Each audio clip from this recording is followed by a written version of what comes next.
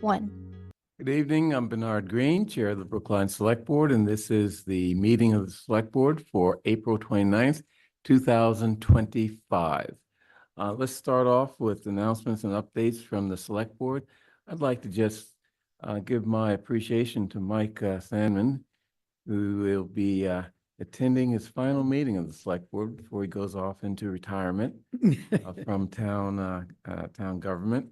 And we appreciate your insightful understanding of complex issues facing the town, particularly financial issues and those related to organizations and businesses and transportation and et cetera. So, thank you for all you've done. Thank you for the little gift here, but courtesy for that. I may eat it all tonight. But, yeah, okay. Anyway, I hope you stay around and provide your understanding, expertise to other projects around town, other than the Select Board now. You may see me at public comment every once in a while. Oh, We welcome that. complimenting us on, Mike, I have will you move the mic to you? he's still learning. Last reminder, He's still still learning. learning for all these years. I do have a couple things I'd like to, Okay. Go I'd ahead. like to say thank you to a couple of people. Before that, I do have an announcement in the usual form. I think right. some of you know, but in any case, members of the Public Town School Partnership Committee agreed yesterday on a way to close the school's budget gap. It still leaves the schools with a basically $1.2 million amount that can be covered by tapping FY27 state circuit breaker funds in using those funds in FY26. That use of next year's circuit breaker funds will need to be offset next year, probably as one part of an override on the May 2027 ballot, but it does close the gap. Unless, of course, the school committee goes back and looks at some other measures that it's perfectly entitled to take. On a somewhat different note, there was a ribbon cutting today at the grand opening of the New England Pharmacy at 1655 Beacon Street that I attended. It's in Washington Square, very close to Golden Temple. It's not often that a new independent pharmacy opens up anywhere. There is a similar, very successful independent pharmacy in Newton Center, and that's a good model. I think that they appear to be following that, and wish New England Pharmacy great success. Great. Thank you. And this is the last thing I want to say is this is my last select board meeting as a member, although I may, as I say, reappear from time to time. I made a list of the things that we all accomplished together in the last 3 years, but don't be afraid, I won't read the whole list. I do want to highlight two accomplishments. One was hiring Chaz, and the other was retaining Melissa Goff as our deputy town administrator for administration and finance. I want to say thank you to the voters who elected me 3 years ago, to all of you on the select board, my colleagues past and present, for being agreeable most of the time, even though when we disagreed. And to Chaz, Melissa, Charlie Young, Tiffany, and Kate McGilvray, and to the department heads and staff who really devoted to making Brookline work. A few people have told me that I'll be missed, and that means I'm leaving at the right time. So thank you very much. Thank you, Mike. John. I just want to add a note of my own. And I want to thank Mike once again for somehow miraculously wearing nearly the same pattern of shirt as I am wearing, or maybe I'm wearing nearly the same pattern of shirt that you, and to the people who have asked over time, no, we do not consult with each other before the meeting to make sure that we dress alike. Yes, it's okay to mistake Mike for me or me for Mike, as long as when you mistake me for Mike, you're remembering all the good things you like about Mike. And he probably feels the same way about when people mistake, him for me. So I'll miss you, Mike.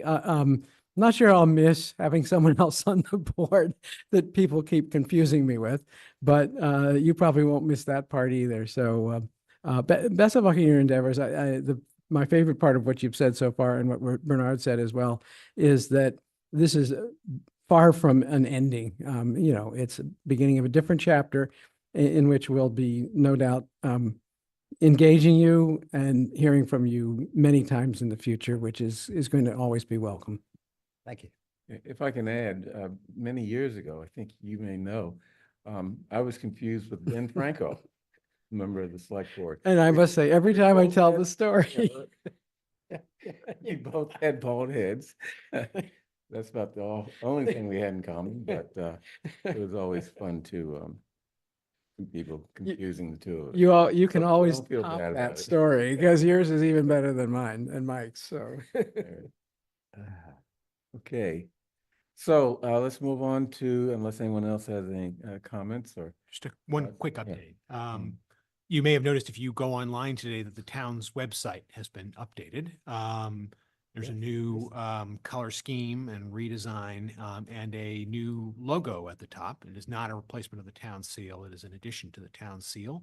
It's a design that was worked out over many months of public engagement. We had hundreds of public comments and responses to it. We talked with department heads. We had the very helpful input of Select Board Member David Perlman. Thank you for your leadership on this. And then Tiffany Oliva and Christina Metcalf, our communications officer, who took point on this and really did a great job with it. I know one of the things that we always get when we announce something that is aesthetic is, well, is that the highest and best use of your time and money? I would say in this instance, we are very careful budgeters on our end in the Select Board office on how we spend our limited resources for development.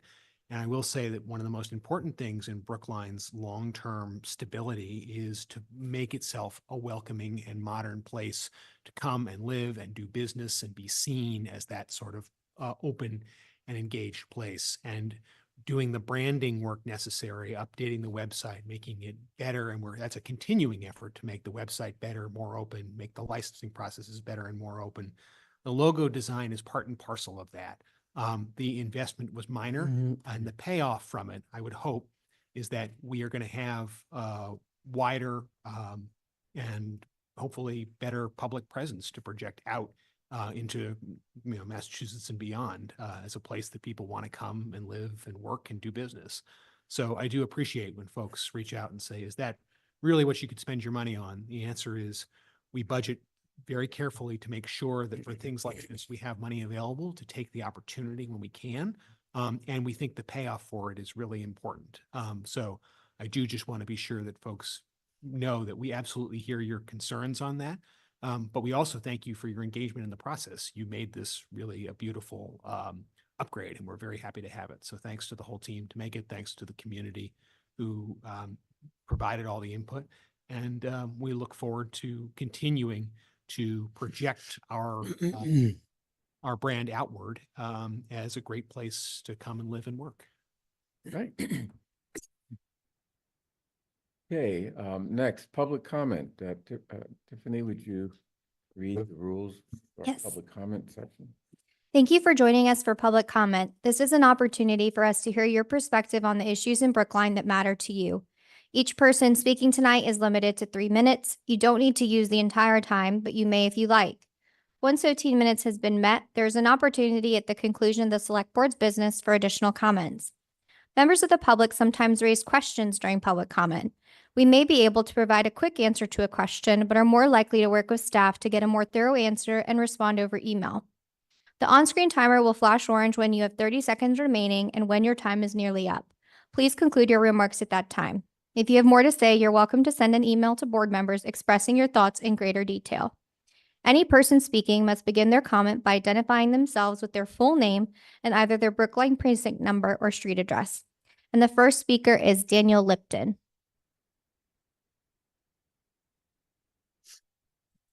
Good evening. My name is Daniel Lipton. I'm a Brookline resident in Precinct 10, a Brookline teacher and parent, and I'm here to advocate for our schools, once again through a song.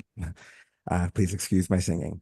How many times must our schools face the threat Before we stand up and show, we won't forget how many cuts must community learning endure before we protect what we truly adore.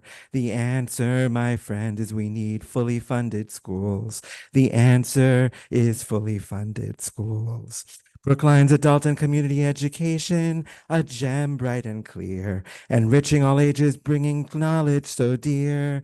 Vacations bring students many on scholarships with potential so bright, but budget cuts threaten to dim their true light. The answer, my friend, is we need fully funded schools. The answer is fully funded schools. Equity matters, and on this Brookline adult ed is strong. The hardworking base staff shouldn't be treated wrong. Forward-thinking programs that help people grow. Pausing means losing what we've come to know. The answer, my friend, is we need fully funded schools. The answer is fully funded schools. How many voices must rise up as one to protect learning before the damage is done? Our schools are our future, our hope, and our pride. We'll fight for base with passion inside. The answer, my friend, is we need fully funded schools. The answer is fully funded schools. The problems we face are unfortunately quite clear. We keep making the same mistakes over and over each year. Cutting class sections such as grade 2 at FRR because sizes seem small, but the data shows many kids always move in over the summer after all. The answer, my friend, is not to cut staff now that will be needed in the fall. Don't cut staff that will be needed in the fall. We can't keep playing the same song over and over again. If we don't solve it now, then when? The school's problems need to be fixed now. We come to the select board to ask you to think of how making FR 5 sections and keeping base are parts of the issues we face, but the overall budget needs to be fixed and remedies put into place. Keep social workers and all of our staff so our school quality isn't fading. Do we care more about our kids or our bond rating? Are we about money or are we about heart? Will we let our schools fall apart? What are all these cuts saying about Brookline? Is the almighty dollar truly our bottom line? The answer, my friend, is fully funding our schools. The answer is fully funding our schools. Our schools need your help. We're begging on our knees. Find a way for us forward, please. Think outside the box. Do what you must do to bring in more Thank you, revenue. Daniel, that's time. Thank you. The next speaker is Janice Kahn. Okay, thank you very much. I wasn't actually planning to speak tonight but I was moved actually to follow Town Administrator Carey's comments earlier. Is that I was a skeptic about rebranding Brookline. I was. But I have to say that I'm so impressed with the result that happened that I really feel that it fits so well with our comprehensive planning effort, that it unites South Brookline with an image from Lars Anderson, with North Brookline. It emphasizes our green initiatives. So I have to say that I'm really delighted with the outcome, and I hope it doesn't indeed do what it's setting out to be, which is to create a sense of wholeness and community. I will do also, since I have more time, I do also want to address adult ed. I really feel that as a community the size that we are, it's really important for us to have a robust adult and community education program. And I hope that we can find a proper home for it here in Brookline with proper support, that it's something that people of all ages can participate in. And I think that's really, really important, again, as a holistic part to our community. So thank you very much for the opportunity to comment. Thank you, Janice. There are no other speakers who signed up in advance of the meeting. Is there anyone else in the room who wishes to speak during public comment or online? If so, please raise your hand using the hand feature or make your presence known. Okay, it looks like no one else is indicating their desire to speak. Thank you. Next, our miscellaneous calendar, starting off with minutes for April 8 and April 15, 2025. Any corrections or additions to the minutes? Seeing none, I move approval of the meeting minutes for April 8 and April 15, 2025. All in favor, please indicate by saying aye. John Van Scoyac, Aye. Michael Sandman. Aye. Paul Warren. Aye. David Perlman. Aye. Chair votes aye. Next, I'd like to move approval of items 3B to 3N in omnibus fashion after taking item 3B out for a reading and 3J out for questions and discussion as requested by John Van Scoyac. So first of all, item 3B is a proclamation that we were asked to prepare by a Taiwanese civic organization. I just want to note that I actually had to negotiate this proclamation with them to make sure that we did not sort of find ourselves in the middle of contentious geopolitical issues and struggles. And going forward, we will be working on a policy for these country-specific proclamations that are appropriate, especially where we have residents from the country here in Brookline. So with that, introduction, I'm going to read the proclamation of the Brookline Select Board regarding Taiwanese American Heritage Week. Whereas America is continually renewed and enriched by the many different people who have chosen to immigrate to America, and whereas each person has brought part of their own heritage, which over time became part of our common American heritage, and whereas generations of Asian immigrants, including Taiwanese immigrants, have helped make America today what it is, and whereas there are more than 500,000 Taiwanese Americans in the United States, with a significant Taiwanese American population in Brookline, Massachusetts. And whereas Taiwanese Americans have made enormous contributions to the culture, diversity, and prosperity of American society. And whereas Taiwanese Americans have consistently contributed to the promotion of democracy. And whereas Taiwanese Americans have succeeded in America as successful and notable artists, Nobel laureates, scientists, researchers, scholars, professors, human rights activists, and business leaders. And whereas Taiwanese Americans are proud of their roots and of the vital role they have played in the growth of America. And whereas the year 2025 marks the 46th anniversary of the enactment into law of the 1979 Taiwanese Relations Act, which together with the 1982 Six Assurances forms a cornerstone of U.S.-Taiwan political relations. And whereas the Taiwan Relations Act, among other things, highlights the importance of commercial, cultural, and other relations between the people of the United States and the people of Taiwan. And whereas Taiwanese American Heritage Week is celebrated during Asian American Pacific Islander Heritage Month each year by Taiwanese civic and cultural organizations. And whereas Taiwanese American Heritage Week recognizes the rich cultural heritage and longstanding friendship between the United States and Taiwan. And whereas during this special week, Taiwanese Americans are able to embrace America's diversity and celebrate the spirit of community that binds us together. Now, therefore, on this 29th day of May, 2025, the Select Board of the Town of Brookline, Massachusetts, does hereby proclaim May 11 through May 18, 2025, to be Taiwanese American Heritage Week in Brookline, and encourages all residents to observe this week by learning about Taiwan, its people, and their contributions to America and to Brookline, and by participating in appropriate programs, ceremonies, and activities. So, I think it's very important to, issue these proclamations to sort of recognize the diversity of our residents and their heritage, and to really, what am I trying to say? To really speak up for their culture and heritages, especially in this period when there's such an attack on diversity and both political diversity as well as cultural diversity.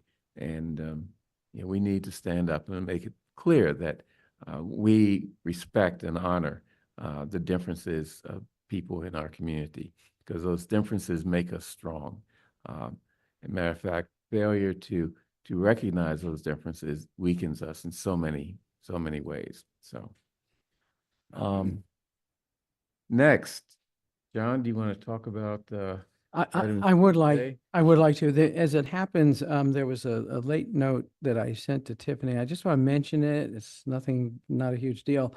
But in 3H, there's a cover letter that refers to the contract that we're asked to approve in 3H as being for work, and I'm quoting here, on Chestnut Hill Avenue from Route 9 to the Newton line. And I'm quite certain that was meant to say Boston line.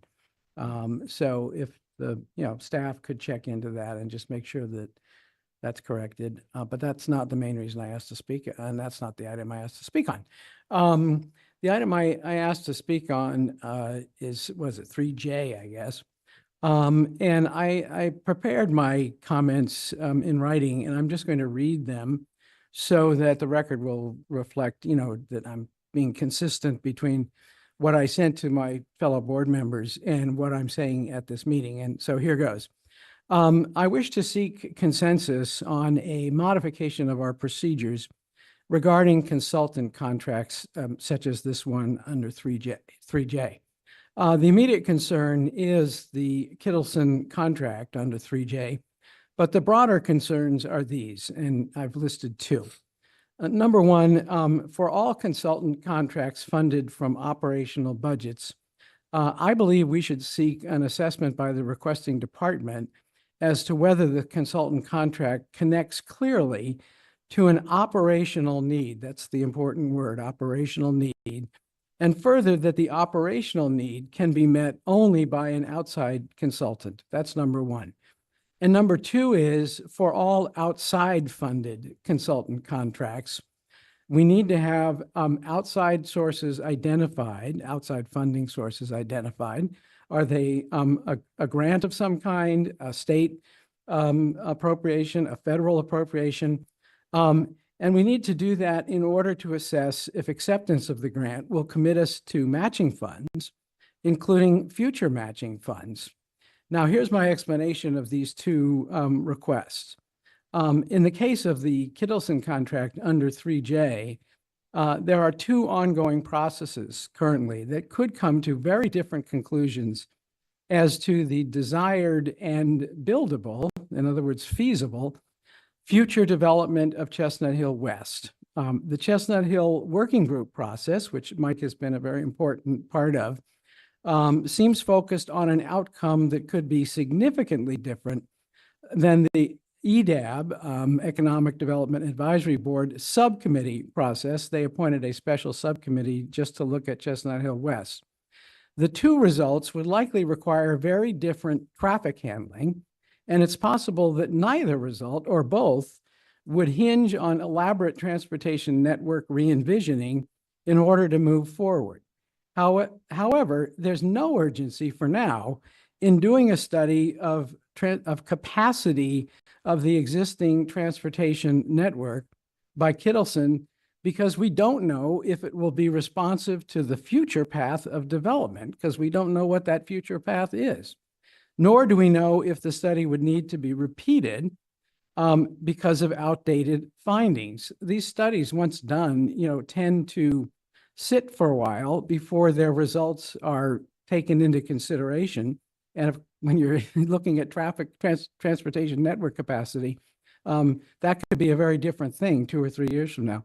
In general, it is my final point, if the dollars spent are grant specific and come from outside funding and will be lost if not used for the requested purpose, we will need to know this. If the dollars are from operational funds budgeted for consultant studies, We need to know if they could instead be used for alternative purposes of a clearer operational benefit in the year that they are spent. If deemed essential in order to accomplish some future purpose, we need to hear the case made so that we can get the best use of dollars invested in future purposes. And forgive me if that isn't clear. What I'm saying there is that there are many possible future needs for us to do some, consultant-based planning at this point. But what are the other, future needs for consultant-based planning that maybe aren't getting funded, whereas this one is? And have we had any chance to kind of compare them and prioritize them? In conclusion, I don't believe that the Kittleson contract in front of us meets these above thresholds. And so we'll see how, what the other members of the board think about this, but I thank you for your attention to these concerns. Bernard? Yes, Mike. So John and I have exchanged a couple of emails on this, and I think it's actually beneficial to have this discussion. And I think you're right that indeed we should know when grants come in, whether a grant is for 90% of something or 100% of something and what it obligates us to and so Yeah. forth. I think it's very appropriate. EDAB's subcommittee started off looking at the question that was asked by both EDAB and people in the neighborhood about Chestnut Hill West. If you look at the current zoning, is it economically feasible to develop that project within that envelope, within that zoning envelope, which is currently restricted to office only, and I believe maximum height of 6 stories, and an FAR, I forget the FAR, 1.25, something of that sort. Anyway, and they looked at it and they came back and said, no, it's not. So that was their primary task. And now they've gone on to say, well, let's think about what kinds of densities might be economically viable, what sort of FAR, and from that you ultimately derive height. The Chestnut Hill West Study Group is, with the staff's help, looking at zoning. And unless we, and for that matter, EDAB, understand what the traffic capacity is of Route 9 in particular, and Tully Street is an important piece of that as well. Unless we understand what the traffic capacity is and whether X amount or Y amount of density will work basically on that stretch, it's really not possible to do a proper job setting up zoning. So the question is, what's the cart and what's the horse?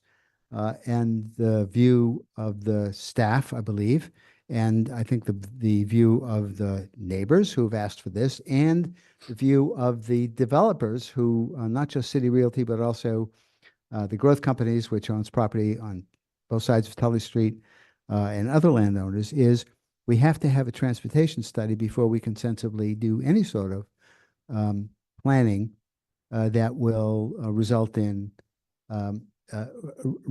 allowing a higher level of density than the current zoning does. I also note that Meredith Mooney from Economic Development and Amy Ingles from Transportation are both online if you have any questions there. Do they want to comment, I wonder, or? Meredith or Amy, would you like to just comment? Certainly. Good evening, Meredith Mooney, Economic Development Director, managing the Chestnut Hill Commercial Area Project. I would thank you for raising the question. I would just refer the select board back to the project scope for the Chestnut Hill Commercial Area Study, which the select board approved back in November 2023. So the final deliverable for this project is a report that includes a set of recommendations and implementation measures. And so I just wanted to quickly run through and kind of connect the dots between the scope of work in the transportation study that you're considering the contract for this evening and that original project scope for Chestnut Hill. So the final report will include, to the select board, will include recommendations, implementation measures, and if appropriate, a rezoning proposal and design guidelines for town meetings consideration. And in terms of the study process, we did set the expectation that in terms of collecting and analyzing data, staff would review existing conditions, including, amongst other things, infrastructure capacity, pedestrian and bike safety, connectivity, and other issues related to the built environment and user experience in the Chestnut Hill commercial area. And then in terms of formulating strategies based on that analysis, staff will study the feasibility of different policy recommendations, redevelopment scenarios, and infrastructure improvements aimed at improving the appearance, function, connectivity, and safety of the corridor. And then in terms of the methodology standards expectations, we did set the expectation that qualified consultants would be hired to advance this work. So I do feel that the scope, particularly for phases 1 and 2, which is what the contract before you is for this evening, a lot of that was contemplated and explicitly addressed in the overall study. So we do feel that this is important and budgeted in terms of the resources we had available within the Economic Development Division and Planning Department in terms of consulting dollars. These were prioritized for this transportation study.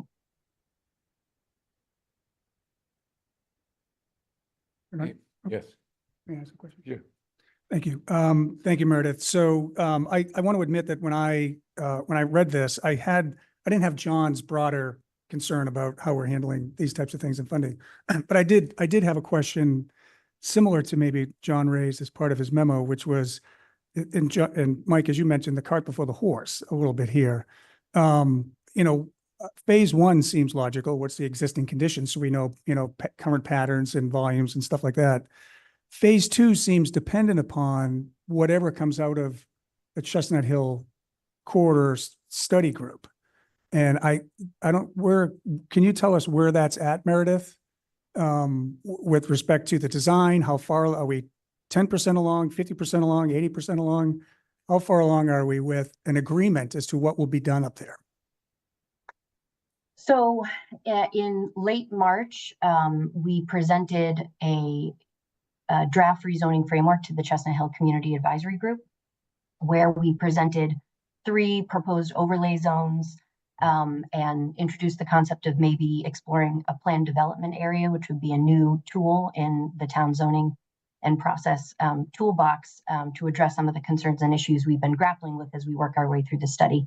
And we received good feedback from the Community Advisory Group. We also presented sort of the broader scope of this proposed transportation study to the Community Advisory Group as well. And they felt that this was moving in the right direction and encouraged us to move forward with consulting with the Economic Development Advisory Board Subcommittee for Chestnut Hill and do some additional staff work to flesh out that rezoning framework. So that's an encouraging update. It's a staff-led exercise. So, what EDAB was discussing in the subcommittee is directly in response to the draft rezoning framework that we presented to the Community Advisory Group. In terms of, I think we always, and it's been very clear, given Route 9 is such a central part of the study area, and there is certainly consensus that there could be tremendous upgrades in terms of pedestrian safety and making the area safer and more comfortable for all multimodal users, because it's really important to support the economic development potential of the other side of Chestnut Hill, that you have that connectivity between, the street and Brookline side of Route 9. So, the phase 2 recommendations, that's what we said we were going to set out to provide within the scope of this study, that will identify infrastructure improvements that we need today in order to make the area safer. And then sort of as the other thought was, this is different in terms of other rezoning efforts that the town has undertaken, because we're not talking about just one specific project. We're talking about the entire commercial area with many different commercial property owners and the potential for many redevelopment projects. So I think— Can I do a timeout, Meredith, for just a second? Sure. Because I'm sorry, I'm not sure you answered my question, but I appreciate the information that you provided. I asked what % complete is the current proposal for the Chestnut Hill study area? Do we have a proposal in place? It sounded like we were maybe going back to the drawing board, I think, but I don't know if that's completely true. And the reason why I asked that question, let me connect the dots for you. And phase 2 is about really what designs are needed for multimodal transportation and walkability based on what's the vision for that area. We don't have the vision yet. So how can we initiate a study of safety, multimodal capacity and safety improvement plans if we don't yet know what's going to be there? If it's residential, that's much different than mixed use or 100% commercial. And right now, we don't know what's going to be there, correct? I think, go ahead, Meredith. So, I mean, in terms of the potential uses and for commercial redevelopment in the section of the study area closest to the Newton line, you know, it's going to be a mixed use redevelopment project. And there are going to be certain parts of the study area that lend themselves better to certain types of commercial uses than others. We have a sense of all of that at this point. In terms of really fleshing out the comprehensive zoning details and dimensions for every one of those overlay zones, we're still working on that. That's a work in progress. But I do feel that the transportation part and in gathering community input, we have a sense of sort of what the needs are. And phase 2 would provide some more specific recommendations and design concepts to, set out that priority of here are the changes that need to be made along Route 9. Basically, I think whatever you do, whatever's done along Chestnut Hill West, if you look at the flow of traffic there and the difficulty that pedestrians have going across, that's certainly something that will emerge from phase 2 is what kinds of solutions might make sense there. And whatever we do, we know that there is, or we hope that there will be substantial development, especially on the west end of the site, and then in the middle of the site, additional development. So we know that there will be more density and presumably more people wanting to cross. And Mike, you've been really close to this. And I appreciate having the opportunity to ask you a question about this. So Yeah. Route 9, given that that's a state, Right. we have no control over that, right? So, I mean, you look at all the partners here that are listed, Mass Department of Right. Transportation, Mass Department of Recreation, Newton on the development side. If we do a study and we have a plan, Yeah. what is the ability of us to even affect change there? Okay, I'd like to, let Chaz answer. Okay, all right. I think I can answer that, but go ahead, Chaz. I think it's, as with anything, if we don't go to them with a proposal, if we don't have anything, then the answer is 0. But if we go to them saying, we have a knowledge of how we're going to rezone this, we have a knowledge of what, even as Meredith said, more generally is going to go in place here, which is additional mixed use development that will increase the density in the overall neighborhood, that we then also have phase 1, which is the current state assessment analysis there. Which I'm fine with. Yeah. Phase 2, what you got to remember is this overall is projected to take around 7 months. So if you figure phase 1 is going to be a couple of months before it's done, at which time parallel to this, we're going through this. We're going through this process. We're going to have increased feedback and we're going to have an even sharper sense of what's there.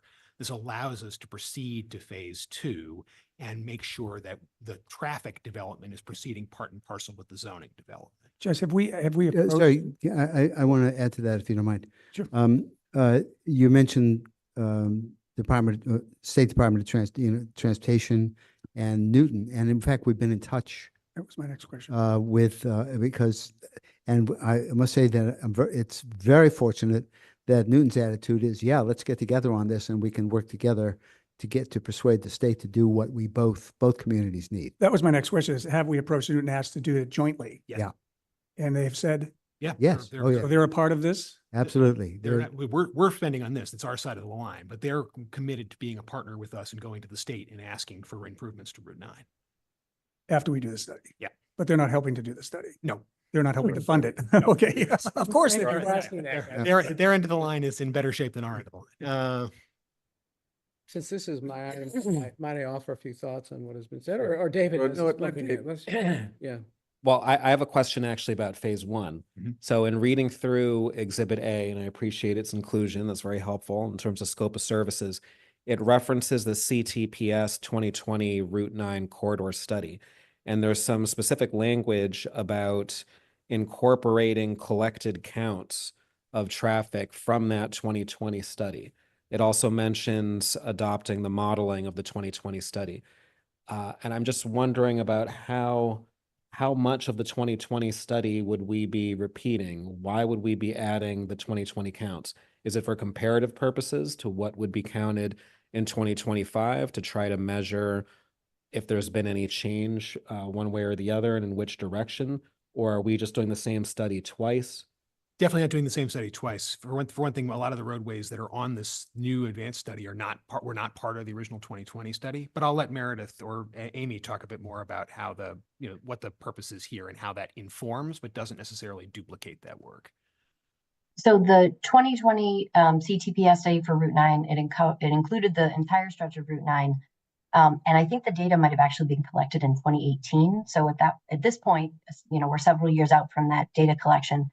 And in our initial conversations with Mass DOT, as we were kicking off the Chestnut Hill commercial area study, and wanted to get a sense of, the viability of some of the recommendations, initial recommendations included in the CTPS work, we were given the feedback of some of those recommendations are already outdated and Mass DOT policies have changed.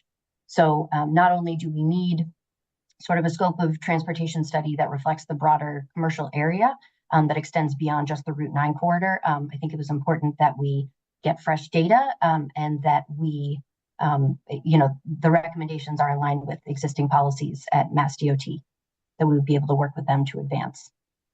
And I do think we did want to make note and make sure that the consultant was aware that that data and those recommendations were resourced so that there could be points of comparison drawn and maybe identify any trends if in comparing the fresh data, there's some interesting takeaways from those comparisons.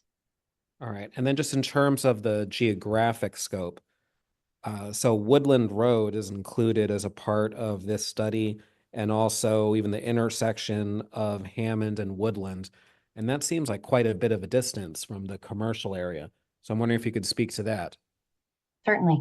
In the community input process and during public comment throughout the community advisory group meetings, there's been a lot of reference to Heath Street traffic and sort of how traffic connects from Hammond Pond Parkway and flows through the study area and the residential areas abutting the Chestnut Hill commercial area and connects to Route 9.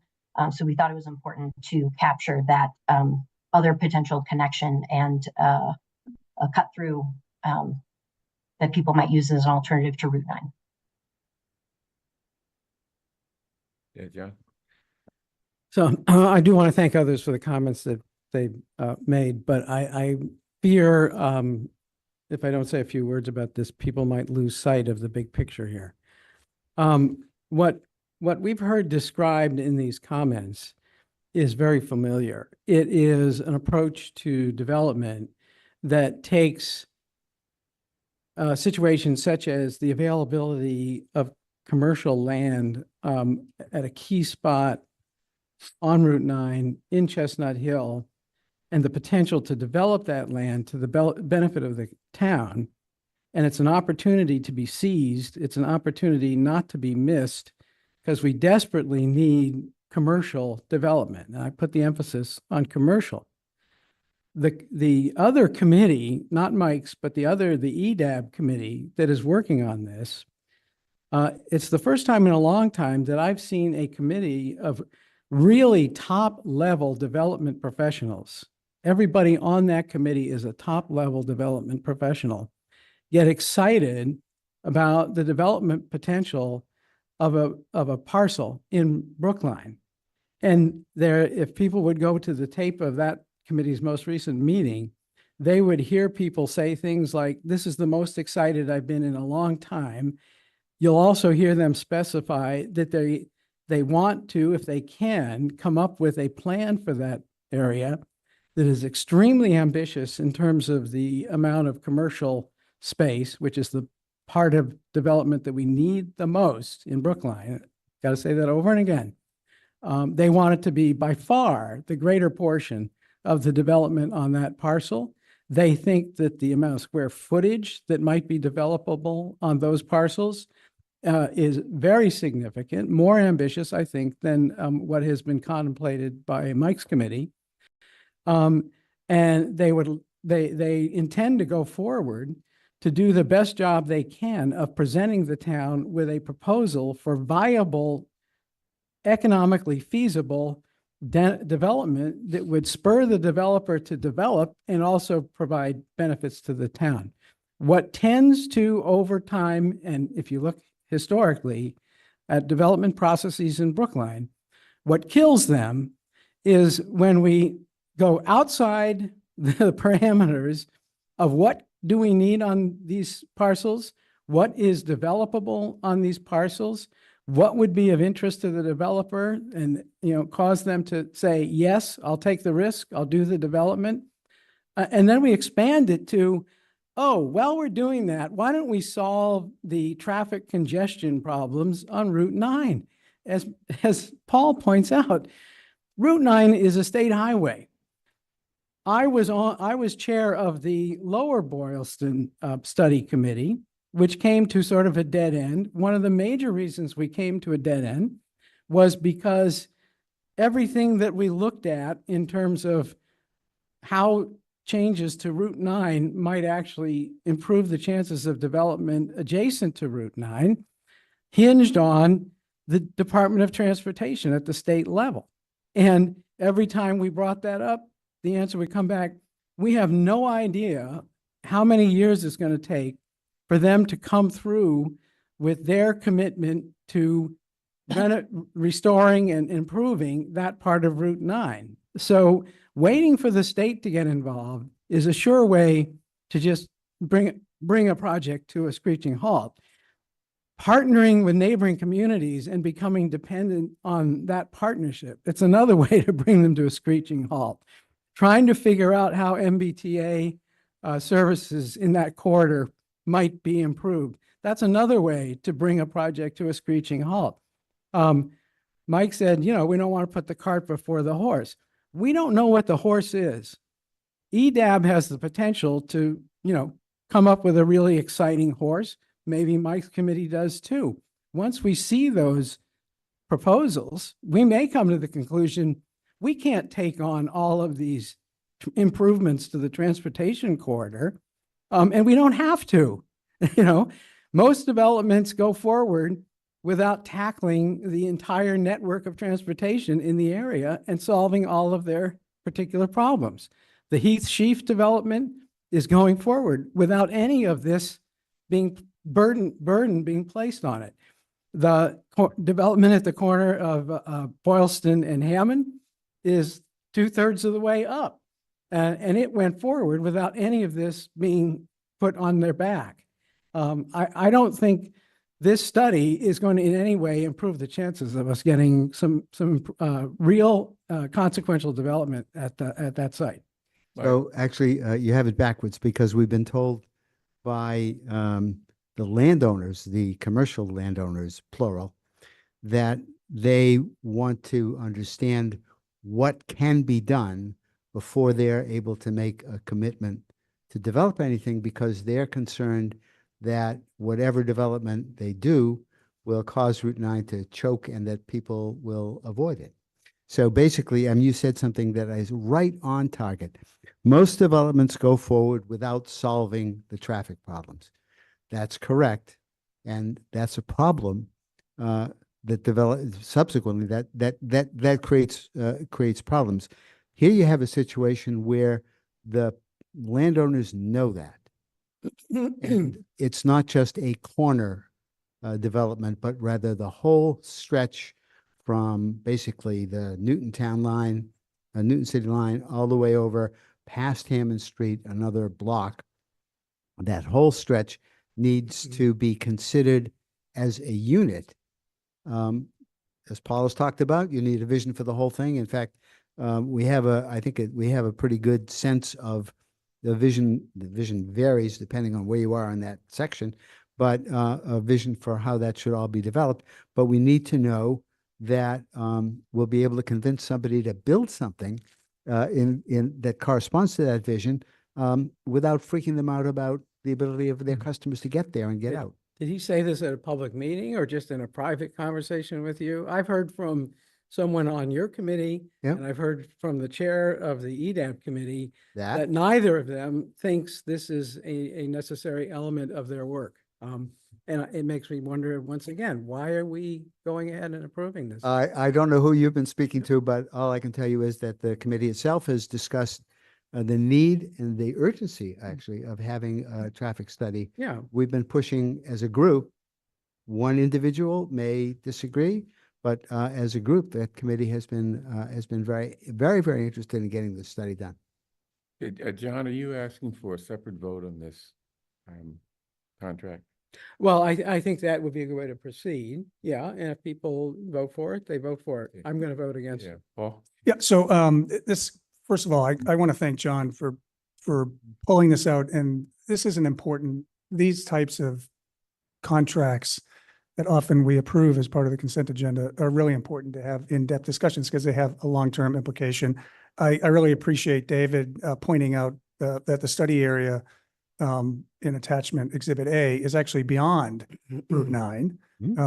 It's the surrounding area. And what I think I'm realizing is that this is about what's the potential and how would you integrate development at that entire site into the neighborhood? I appreciate John raising EDAB. I'm not a big top-down approach to development where I don't think EDAB can make recommendations, but I think we need a bottoms-up vision from the community as to what should be done here, including the partnership with the developer, including partnership with planning, including partnership with EDAB for their input. But I don't think EDAB should be the key driver here for what happens in this area. At this point, I think I'm inclined to support it because it really is a study that's meant to figure out how do you integrate the proposal into the neighborhood so that it works and it's feasible. I appreciate, John, the issues that you're raising also from a longer term perspective, how we should consider these types of proposals. But for this particular one, I think I'm probably inclined to support it. Okay, with that, why don't we move on to items 3B through 3N, excluding 3J. And I'd like to move approval of those items, excluding 3J. All in favor, please indicate by saying aye. John Van Scoyac. Aye. Michael Sandman. Aye. Paul Warren. Aye. David Perlman. Aye. Chair votes aye. So next, item 3J. Take it no further discussion. I'd like to have no further discussion. I think we've sort of figured out what, where we are. So I move approval of item 3J, question of approving contract PW 2534, Chestnut Hill Commercial Area Transportation Study with Kittleson Associates in the amount of $132,469 for phases 1 and 2 of the study. All in favor, please indicate by saying aye. John Van Scoyac. And no. Michael Sandman. Aye. Paul Warren. Aye. David Perlman. Aye. And chair votes aye. Thank you, John. Thank you. Okay, next, our regular calendar, boards and commissions interviews. First, we have an interview with an applicant for the tenant slot on the Board of Trustees of the Brookline Housing Authority, and that is Karen Rojas. Is she in the room? Karen is online. Karen, you've been promoted now. You should be able to start your video. Can you hear me? Yep. So first, I'd like you to sort of introduce yourself and why you're interested in being on the board of the Housing Authority. And then I'm going to ask you a couple of questions, which I'm trying to make consistent with all of the applicants so that it's we have a fair way of assessing people. So tell us about yourself and why you want to be on the board. Sure. So my name is Karen Patina Rojas. I have a bachelor's in economics. I did an internship for the governor's office, and that made me realize that I have a passion for my community. I've been a Brookline resident for 4 years now. 2 years ago, I did a leadership internship with Women's Thriving, and it allowed me to do work with Brookline Housing Authority, and I'm very familiar with how it works in the back end. So I'm very interested in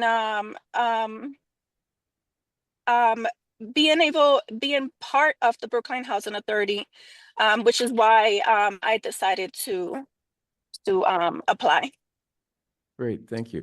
So have you attended meetings of the Housing Authority trustees, and what is your impression of those meetings? I like them. I think they are very informative. And right now I'm just learning, taking everything in and see how I can move forward or contribute to my community. Right. So in your introduction, you did talk about some of your outside experiences that would be useful in serving as a trustee. Is there anything that you'd like us to focus on in terms of your experiences that will be valuable on the Board of Trustees of the Housing Authority?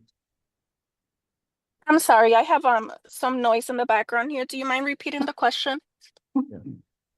In your introduction, you talked about some of your experiences which are relevant to serving as a member of the board of the Housing Authority.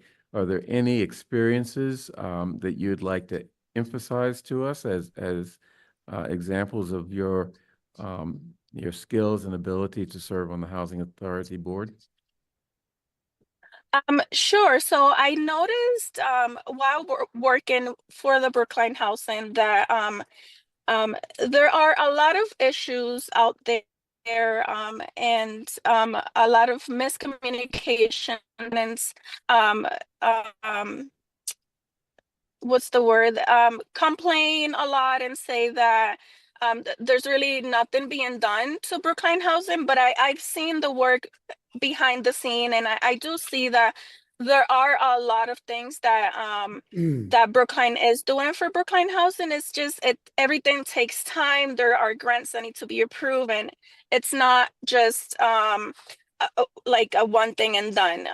It takes time. So I feel like I can help advocate for that, especially because I'm very well involved with the tenants at Brookline Housing. Great, thank you. My final question before select board members may want to ask you some questions are, how familiar are you with the rules and regulations and bylaws that govern the Housing Authority? I would say I'm very familiar with them, and I consider myself a very educated person. If there's anything that I need to educate myself on, I'm more than happy to read them. Great. Any other questions from the select board? John?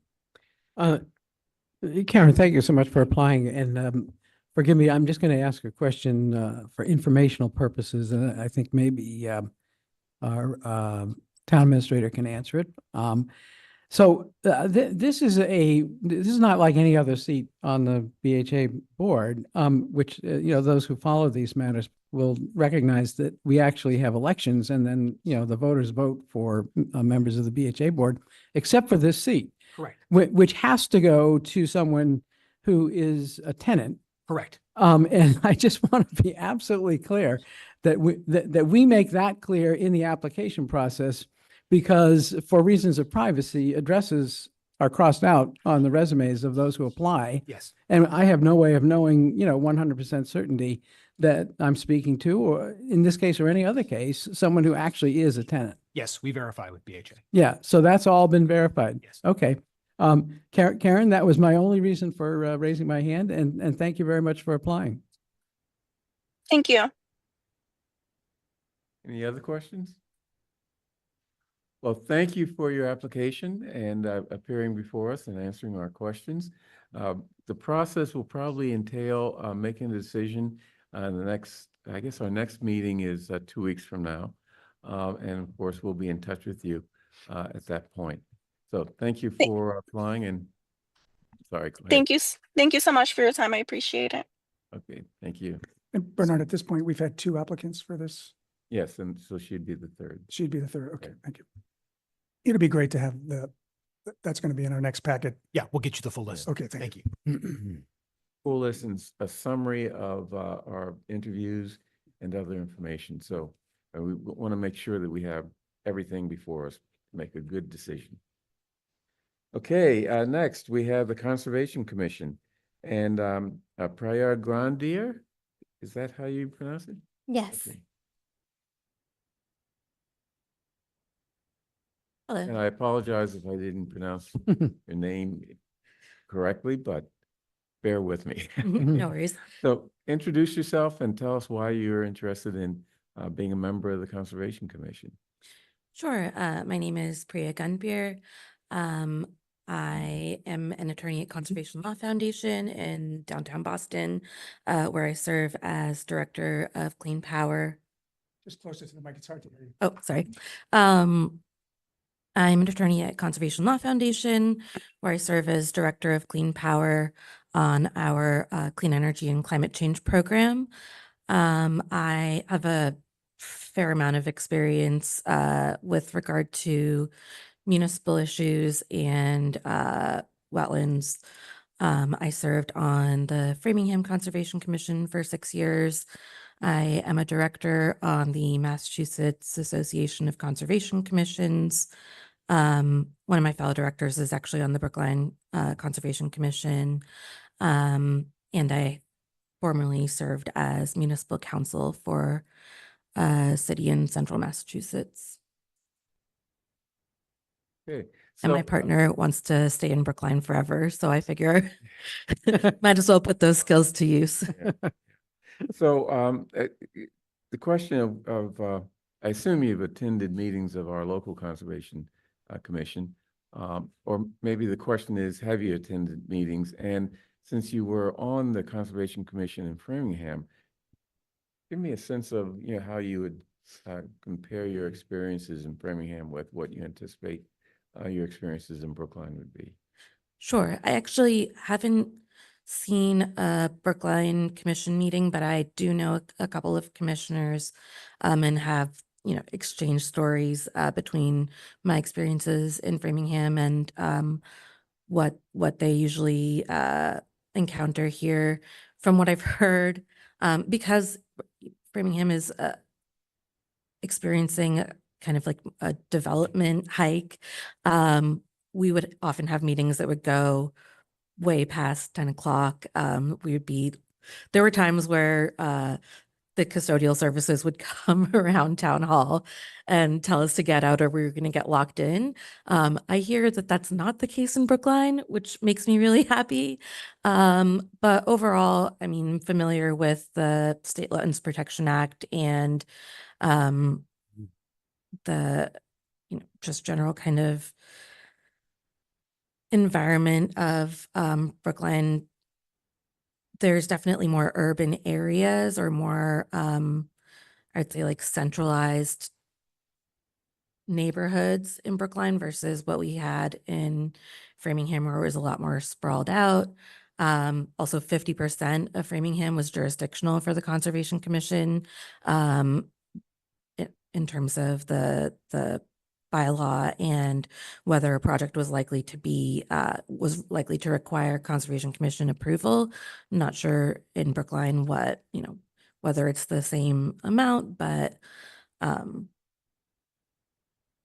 yeah. So it's difficult to interview you because you really have a lot of experience that answers all the questions that I typically ask of candidates like yourself. But you have some expertise and experience in Framingham and elsewhere, which is very good. But it also means that you would come to Brookline with some preset ideas and approaches to the work of the Conservation Commission. Tell me how you would sort of integrate yourself into Brookline's Conservation Commission after the extensive experience you've had elsewhere. Yeah, I imagine that I would at first take kind of a listening role, see how the rest of the commission interacts, get to know, any staff and the matters that the commission is seeing. For example, in Framingham, we would often get subdivision, like requests for subdivisions that were in development. And that was in part because of a zoning bylaw that allowed for 55 plus housing to not have to meet the 1 acre zoning in certain parts of Framingham. I imagine that there would be fewer of those types of matters in Brookline because it's more developed overall. I know that climate is a major consideration for the Brookline Concom from what I've seen online and, on like signboards around where, like I take my dog to Amory Park and I've seen like signs for events from the town. And so I know climate is a big issue for the town. And given my background in climate and energy issues, I think that would be one area where I would probably be more confident speaking up at first, just because that's what I do day to day. So other than climate, what are the, in your opinion, hot issues facing Brookline's Conservation Commission? I would definitely say environmental justice, access to green space is a huge indicator of community health, and protecting what open space is available in Brookline is definitely something that comes to top of mind as something that should be a priority and that I would prioritize. How would you follow up on that a little bit? What would environmental justice look like in Brookline, in your view? Sure, definitely. As I mentioned, protecting access to green space, also ensuring that in areas such as,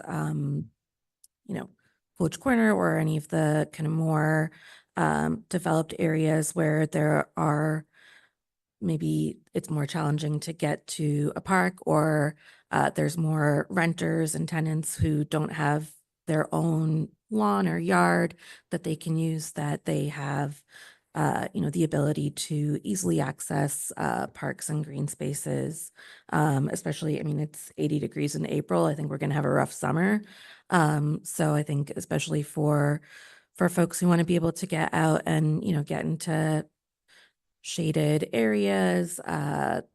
There's I'm blanking out on the name of it, but right by Amory, there's like a nature area that's shaded, that's nice to walk in. Protecting spaces like that, I think is huge. Any other questions from the select board? Paul? That's David. David, I'm sorry. So you mentioned in your resume that you're the assistant city solicitor for Gardner, and that included representing the Gardner Conservation Commission. Can you provide some examples as to the type of representation you provided? Yeah, so I was actually worked in Gardner until 2020, and then I left for Conservation Law Foundation.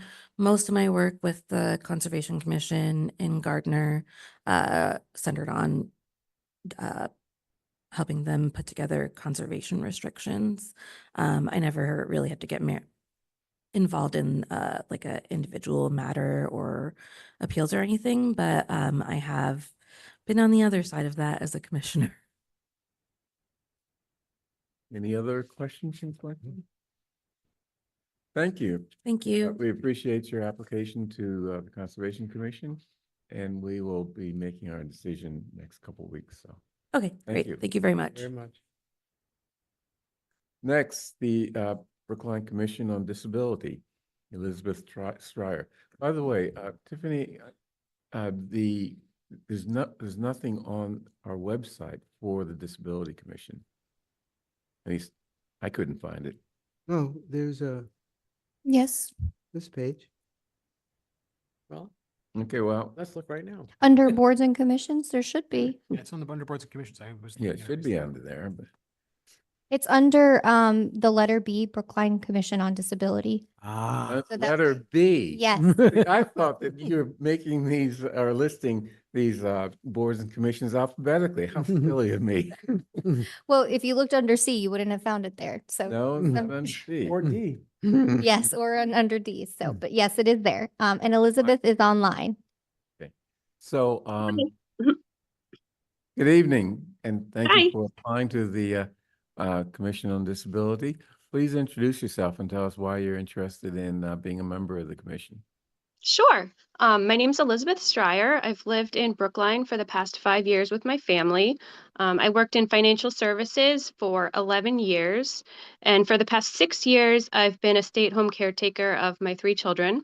I love Brookline. I think it's an amazing place to raise a family. And I also am visually impaired, which is fabulous for me because I don't have to drive anywhere. I can walk my kids to school or I can walk them to the doctor's office. Um, and I'm interested in this position because I want to keep Brookline accessible to all people with mobility impairments, visual impairments, and make sure that everyone can travel safely and effectively throughout our community.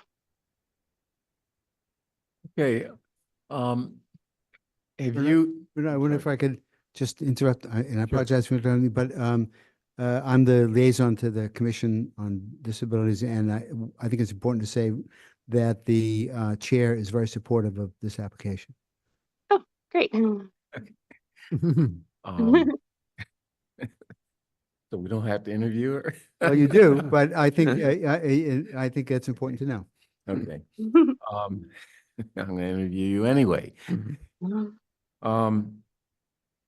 So have you attended meetings of the Disability Commission in person or via Zoom? I have And not. What are your thoughts? Okay. So tell me a little bit about your background and experience that is particularly valuable, would be particularly valuable on the Commission for Disability. Sure. Well, I am a very active pedestrian. I walk, I visit many parks throughout the day. I walk in busy areas in Coolidge Corner and Brookline Village. And I am partially sighted, so I can see some things and I can see places where there can be improvements. I'm also a stroller user, so it's obvious to me when I encounter a curb that's, not a ramp, a place where it would be very challenging for a person with a mobility impairment to travel safely. Give us some examples of mobility or accessibility problems in Brookline that people probably aren't aware of or don't think about. Sure. The obvious ones, I think everyone understands, but what are the non-obvious ones that we should know about? I mean, it's slightly obvious, but it might not be obvious to sighted folks, or, people without a mobility impairment, but the the recycle bins that, tend to just block sidewalks and passages for pedestrians. I noticed last week there was a porta potty at the intersection of Harvard and Beacon Street, which I know was there for the marathon, but it was in a place where if you were in a wheelchair or you had a mobility impairment, it would be very difficult to pass that area. So I do see obstructions and I do see places like that where, someone would just walk around it, no big deal, but someone like me might bump into it, or someone with a wheelchair might have a difficult time getting around it. Great, thank you. Any questions? Paul? Yep, thank you, Bernard. Elizabeth, thank you for your application. I'm curious about your experience with our audible pedestrian signals. Are you dependent upon them? Do you use them? And what's your sense of the level of effectiveness or opportunity within Brookline? I think they're great. I like I said, I am partially sighted, so I don't rely on them 100%. But it is a great little nudge. Like if I'm, not looking directly at the crosswalk and I hear the thing go off, I'm like, oh, great. Now I can look up, make sure it says it's time to cross and I can cross the street. So I think they are effective. I know that in the blind community, there are people that are against them, but I think they're only helpful. I don't think they hurt at all. So I think they're great. I'm curious, why would someone in the blind community be against an audible pedestrian signal? So there's people in the blind community that say that people should learn how to listen to traffic patterns and not rely on signals like that. It was slightly controversial, however many years ago when they came out. I've been reading books and listening to podcasts and stuff that mention it, but they're telling people that they will become too reliant on it. So if they do encounter a crosswalk without that, then, you know, they would not be able to cross on their own without being able to listen to traffic patterns. Interesting. Thank you. I had not heard that before. You just educated me a bit. Thank you. Any other questions, Mike? Oh, I'm sorry. You just, no. I've made my comment. Okay. Thank you for your application to the Disability Commission. You come well recommended. But nonetheless, we will be making our decision at a later meeting. Great. Thank you so much for having me. Okay. Okay, next, declaration of an emergency. Actually, a policy with respect to declarations of emergencies. Chaz, you want to represent this to us? Sure. And I also note that Chief Sullivan, who is our emergency management director, is online. Chief, do you want to give a brief overview here? Sure. Thank you. John Sullivan, Fire Chief Emergency Management Director. In our comprehensive emergency management plan, which we intend to put before you all in the next couple of weeks, one of the pieces that we've been waiting for the town council to give us his draft was for this declaration authority to make declarations of emergency in a more nimble fashion than the select board, who has the authority, can possibly do. It is pretty standard language that the town council has put before you, and it is part of most emergency management plans that have do not have a top central authority like a mayor or a strong town city manager who has the authority by definition in their charter. In our charter, the select board would have to meet. They would have to give public notice. There's a process, and so in order to be able to be more nimble in an emergency, the select board would essentially delegate authorized personnel. In this case, the town administrator and or the emergency management director to do a temporary emergency declaration. In the case of the emergency manager, it is limited to a partial declaration of the town. So it would be a kind of a geo-fenced area of the town in the event of some sort of a natural or man-made disaster. And then the same applies to the town administrator, although the town administrator is a little more latitude and gets to do the entire town. And it is only intended to bridge the gap between the time that the select board would be notified by the town administrator, be able to do all the process to be able to have a public meeting and then get together and declare the emergency, either continue it or bring it to a conclusion based on the events. So that's why we're here today, looking for this authorization to be part of that comprehensive emergency management plan. Paul? Yep. Thank you, Chief. I have a question and I have a recommendation edit to Exhibit A. So can you give an example as to the last time we had to declare an emergency like this, and what, how was it all? Was it the entire town? Was it a portion? And just help educate me, because I'm not familiar with if we've had an emergency before. So the last emergency was COVID, and that obviously was more of a gradual, if you will, over the course of several days and week, whereby the town administrator brought it to the select board. The select board had an opportunity to be able to meet and to declare this state of emergency, piggybacking on the state's state of emergency, if you will. I don't have an example personally of when it had to be used in Brookline. I can give you examples of when it might be used, whether we had a flooded area or whether we had a tornado or a small whatever, I guess Zephyr or a tornado, whereby we wanted to make sure that we had control of an area. Could be civil unrest. There's a number of different opportunities where it would come into play. Or chemical spill or something like that. Yeah. So generally speaking, it falls, most of the time it will fall on the back end of a state or regional emergency being declared. And I just wanted to make a suggested edit or just clarification.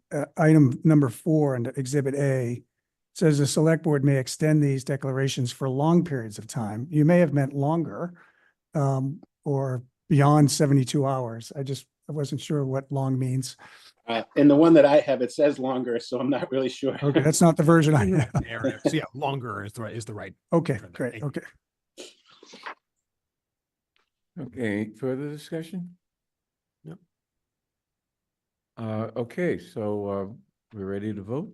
Mhm. I move approval of the declarations of policy on declarations of emergency. With that edit. With that edit. All in favor, please indicate by saying aye. John Van Scoyac. Aye. Michael Sandman. Aye. Paul Warren. Aye. David Berman. Aye. Chair votes aye. Thank you. Next, continued discussion and possible vote on warrant articles for the May 27, 2025 annual town meeting. Let's start off with Article 20, create a new general bylaw banning the sale of foie gras. Okay, so let's have a discussion of this and then vote. We had a hearing and detailed discussion last time. I'd like to start off by saying that I was leaning towards supporting this warrant article because the way that foie gras is produced is pretty troubling. But the production of other animal foods is troubling, as is the hunting of wild games by animals and by animals. I don't think my tender feelings are really relevant here. I would support a national ban, which would not force Brookline to carry the burden of being what I consider possibly inhospitable town for certain types of businesses. I've had conversations with some of our local business leaders recently, and their concern is that we're not just making it more difficult for businesses to operate in Brookline, especially restaurants, but making it difficult for businesses to anticipate the future bans of various sorts. I know we've banned a number of things in the past, plastic bags, for example. That is true, but I think that this is a ban that sort of sends a message that Brookline is not as open and hospitable to certain businesses as maybe we want to be. Since, commercial development is so important to us, I'm a little concerned about the effect that something like this could have on our business community. I also note that I was told that Lavoie, Lavoile, Lavoie, right. Lavoie? Lavoie. Okay. At Washington Square, which also has a restaurant in Boston, closed down. It's hard to say whether this ban had anything to do with it, but I think it's an example of the fact that we are losing businesses, particularly restaurants, and other restaurants are just probably considering whether they have a long-term future here in Brookline. So for that reason, I'm going to be voting no action on this warrant article. Mike, Mike, I'm sorry. Yeah, so I agree with you on all counts, Bernard. In addition, I think sometimes we're told by people who come up with these sorts of things, with the best will in the world, that they're hoping that Brookline will serve as an example. And certainly with plastic bags and smoking and so forth, things that are really plagues on humanity. We have served as an example, although certainly not every community has picked up on the plastic bag ban. But this is a situation where, as I said at the presentation of by the petitioners, if we look at what's going on around us, look at the national scene, there is a division in this country. A group of people are in control of our government who believe that the coastal elites have gone too far, have seized control, and you see that in the absolutely ridiculous set of demands that the Trump administration made on Harvard University, and like no masks on campus, things that are just ridiculous. This is ridiculous on the other side. This is the sort of thing which, if it comes to the attention of Fox News or somebody of that sort, makes Brookline look ridiculous, and similarly makes it possible for them to paint us coastal elites, we the coastal elites, as being as they being completely out of touch with reality. I just think that this is not the time or the place for this kind of thing. There's too much at stake, way, way beyond foie gras. Paul. Yep. Thanks, Mike, for your comments. I want to pick up on something that you said, which was about kind of, I think, predictability. So when someone comes to Brookline to invest, they're investing. It's expensive to open a business in Brookline, from the permitting process, the licensing process, the build-out process, the inspections, et cetera, et cetera. And the type of businesses that we really love and thrive on are typically independent businesses.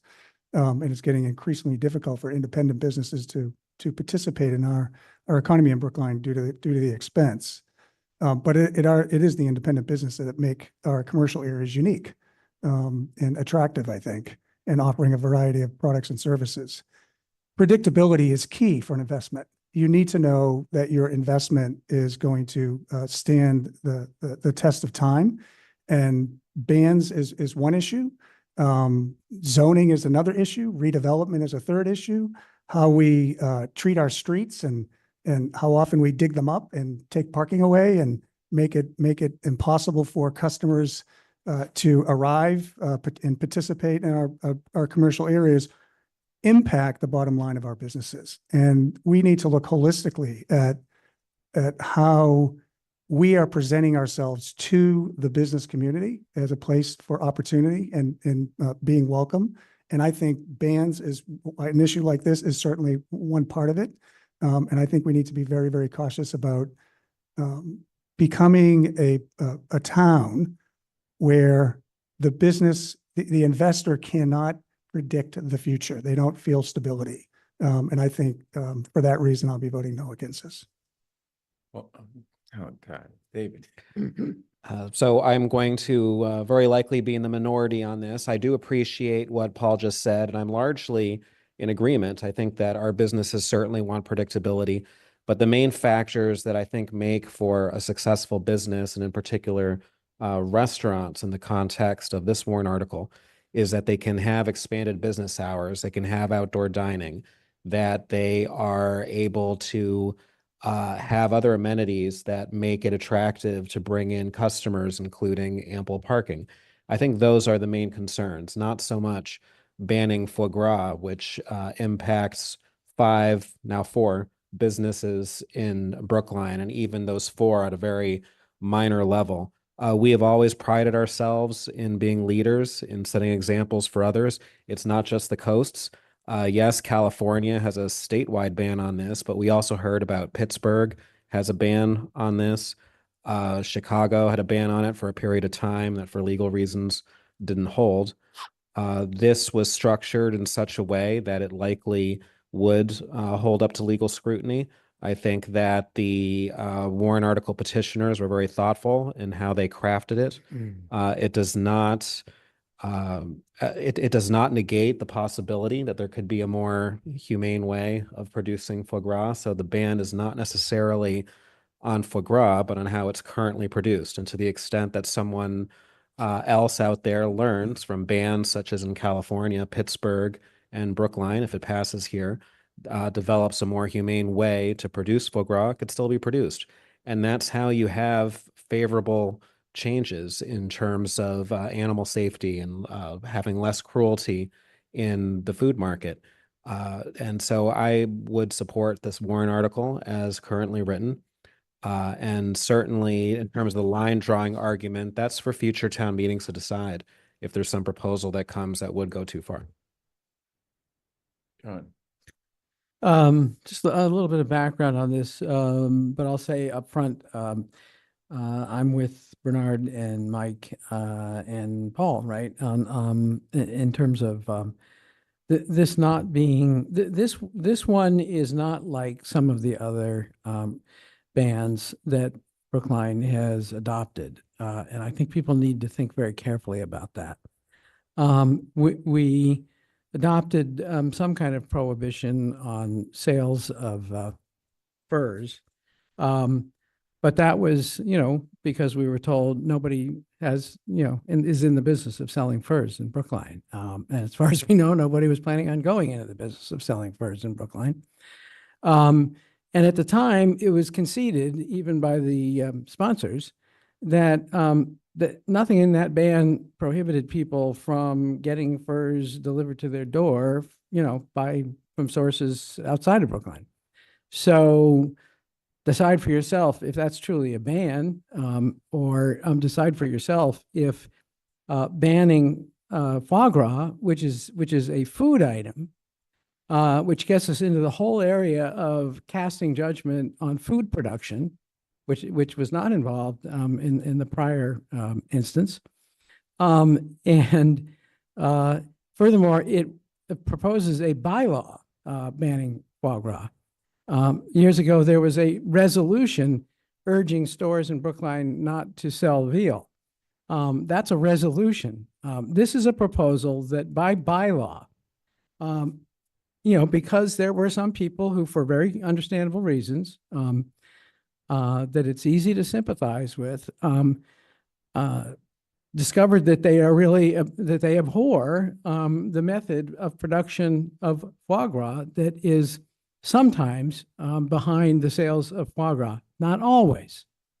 I won't go into instance after instance after instance, but I will mention one that caught me by surprise because it had a provocative headline. It was covered in the New York Times, a reliable source, and everybody was talking about the price of eggs. And this author's point was the issue with eggs isn't the price, and went on to explain that as a routine part of egg production, all male hens, chicks, are basically tossed into a grinder and killed. That's like half of all of the, born chicks in this country, because they're of no use in egg production. And has anybody sort of thought through the difference between our tolerance of egg production versus our tolerance of foie gras production? I can't parse that question. And to David's point, that this does not impact, this will not impact more than, 4 or 5 businesses in Brookline. No, the point of the Chamber of Commerce, it will impact all businesses in Brookline, because they will never know if the next item is going to be an item that they sell.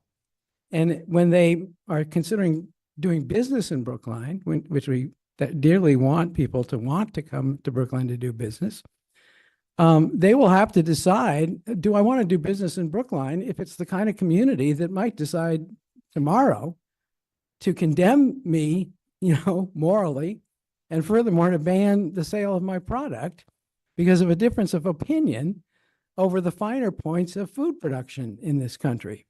So I'm with the Chamber of Commerce on this. I had hopes that we could adopt some sort of a grandfathering amendment that would permit the existing businesses not to fall under the ban. They feel so strongly about this that, after working with me to craft a amendment that would permit the existing businesses to remain, but prohibit all future businesses, they feel so strongly that this will be a disincentive to future businesses in Brookline that they said, we're no longer for this amendment. We've thought it over. We've discussed it. We're going to advocate at town meeting that the town meeting members vote no on this proposed bylaw, banning this particular food product. And I'm with them. I think they have the right position on this. Okay, well, let's vote. Might add, there's a new restaurant in town up on JFK Crossing area that sells both foie gras and caviar. Caviar is produced in Caviar shop. Caviar shop. Yeah, yeah. Produced in a way that, to your point, results in the sacrifice of all the male sturgeon fish. Uh-huh. So, because you don't know which one is male and I which didn't one know is that the either. female, That's and like you have to kill them both and find out who has the egg. Anyway, Interesting point. that's just an interesting little side thing. Okay, I move on no action on warrant article number 20. All in favor, please indicate by saying aye. No action. John? Aye. Go ahead. Paul, Mike, Sen. aye. You're on my mind, Paul. I don't know why. Paul In a Walker, good way, I hope. Aye. David Perlman, No. chair votes aye.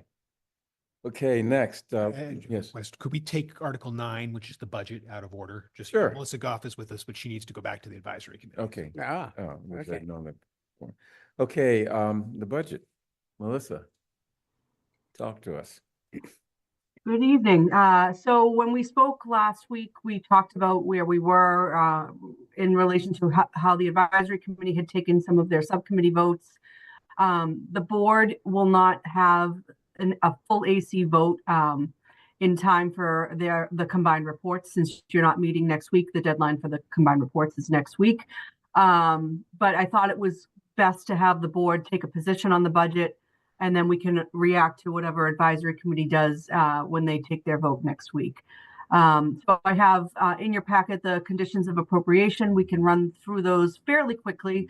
And then I have the budget table, which is also in your packet, and we can just talk about where we are, especially around the school budget as well. So if I could share my screen, I can start doing that. Yep, you should be able to share your screen. Thank you. Just gonna call it up first though, so hold on a minute.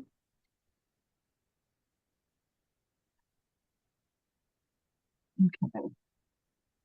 So these are the conditions of appropriation. They essentially set the parameters around the way the accounts are set up throughout the town for the budget. So the first part of the conditions of appropriation are around transfers.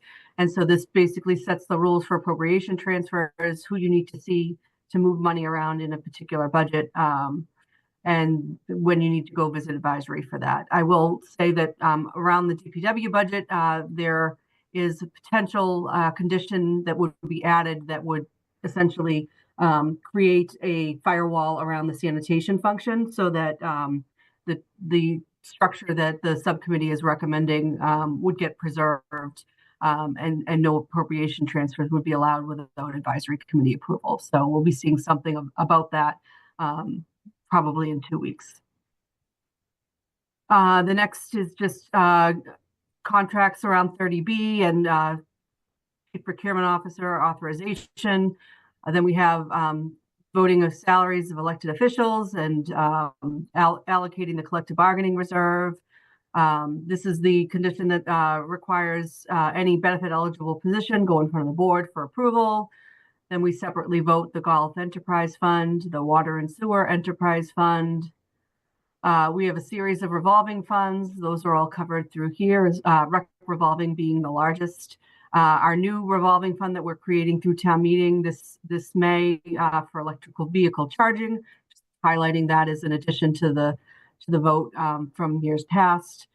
We've talked about the repair maintenance and the building department. This will need to be amended if the board supports the recommendation of the town administrator around revising the building department appropriation. Snow and ice is segregated from the rest of DPW. And then we also have some fund transfers coming from the cemetery fund and then the recreation revolving fund to support both the cemetery operations and then the benefits associated with employees in the recreation revolving fund. We are still utilizing some host community funds and opioid stabilization funds to support work in the public health department. We have budgetary reporting that we provide to the advisory committee, and then we begin with our special appropriations, and these are all the items within the CIP. So no major changes from what was initially presented in the CIP, with a couple of exceptions. So we initially had an appropriation for a school street lighting project that after the advisory committee reviewed that appropriation, it was determined that the Pierce School could actually had actually planned for most of the work that was contemplated there. So it was a $60,000 appropriation that was no longer needed.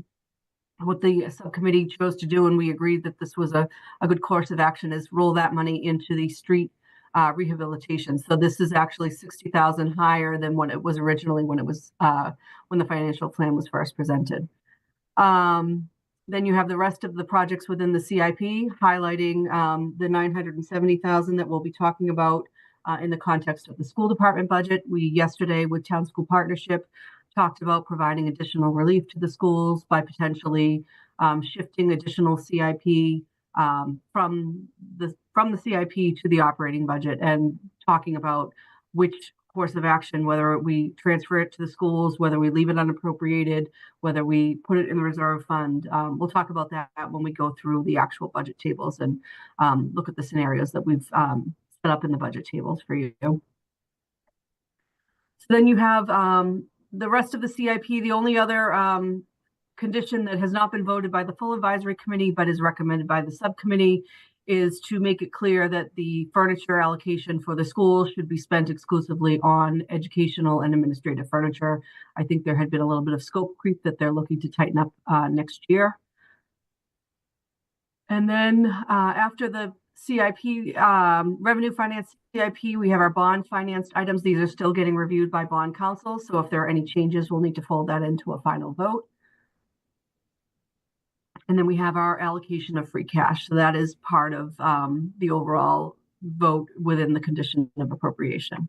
So now I'm going to call up the budget tables. I can get my Excel to work for me.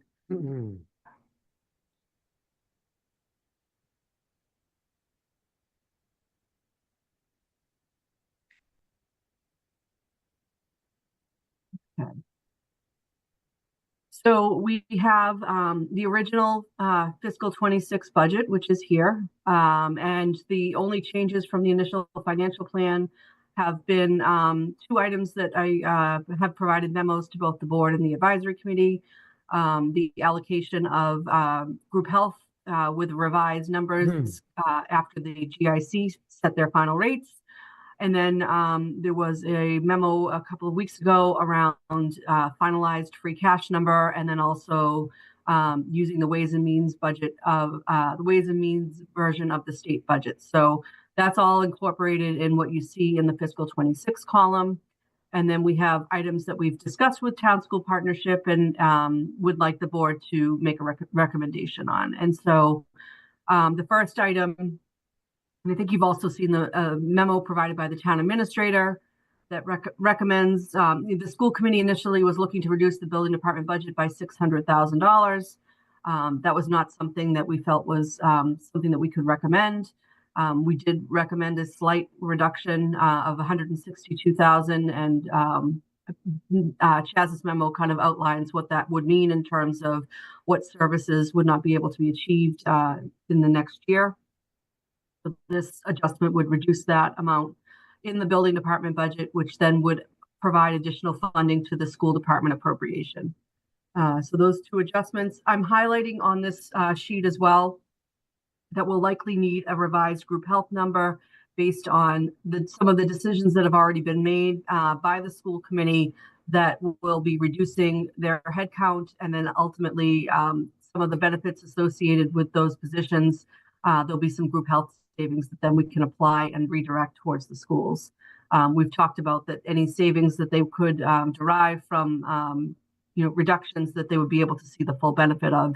I just need to reconfirm what they've done and get a full, measure that against the budget that we provided for group health. And then we have 970, where the options that we talked about with the New Lincoln School grounds, it would be reduced from the CIP, which then would free up additional funding in the general fund. We are looking to put that in the contingency fund. So the options that we had previously discussed were potentially putting it in the reserve fund. That would leave it under the control of the advisory committee. It could get transferred before town meeting. But if you put it in the contingency fund, you wouldn't be able to transfer it until you had a town meeting. So that is why we were looking to recommend putting it in the contingency fund, because the only option would be a town meeting in order to reallocate. So all in all, you have appropriations, expenditures of $418 million, appropriated expenses of $408 million, and then happy to answer any questions the board may have. Well, Melissa, could you go back to the contingency fund? So this is the 970 that would be for the design of the Lincoln School Park playground.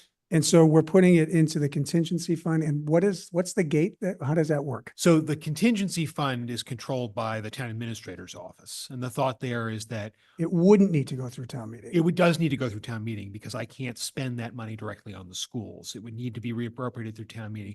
The thought here is when we talked about this at Town School Partnership, we said, let's find a way to leave this unappropriated Okay. in some way. The issue with leaving it unappropriated is then the budget isn't balanced.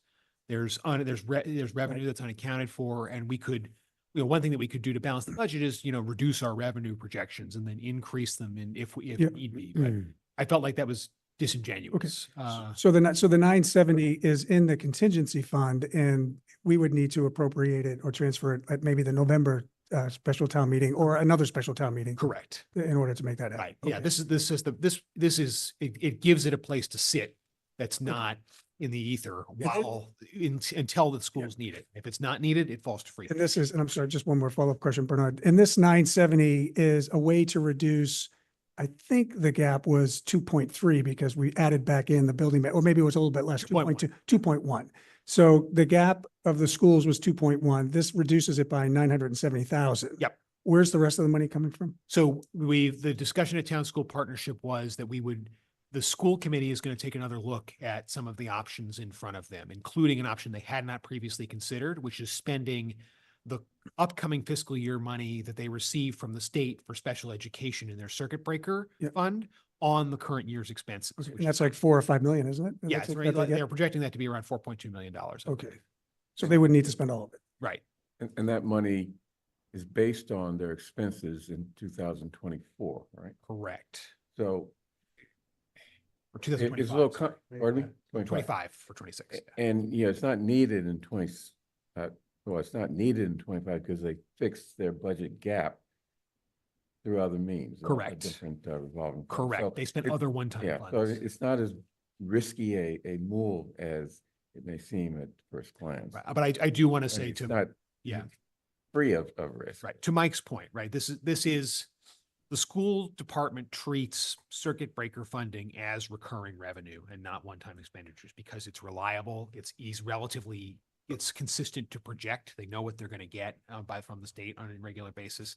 And the state allows them to spend it on a lagging basis. That is to say, if you get the money in FY26, you don't have to spend it until FY27. And so as a best practice, what they do is they take that money as it comes in over FY26. They say, okay, this is what's going into the FY27 budget for special education.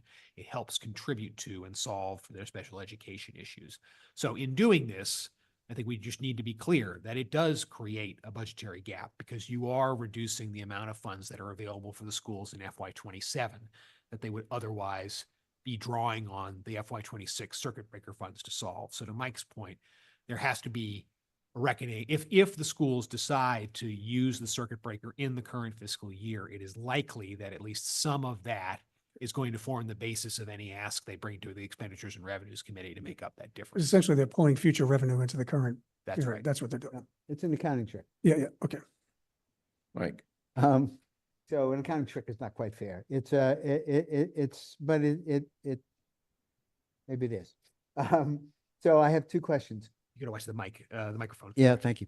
I have two questions. One is, one of the questions that was raised at Town School Partnership by Susan Givens, the basically the CFO of schools, for schools, is if we take that $970,000 and don't put it into the school budget, does that leave her with an unbalanced budget, unable to cover her salaries, which she needs to be able to say? I don't think so. Again, we're working with them to figure that out. Okay. In the same way that, for example, they covered $2 million of shortfall this year with one-time funds. Yeah.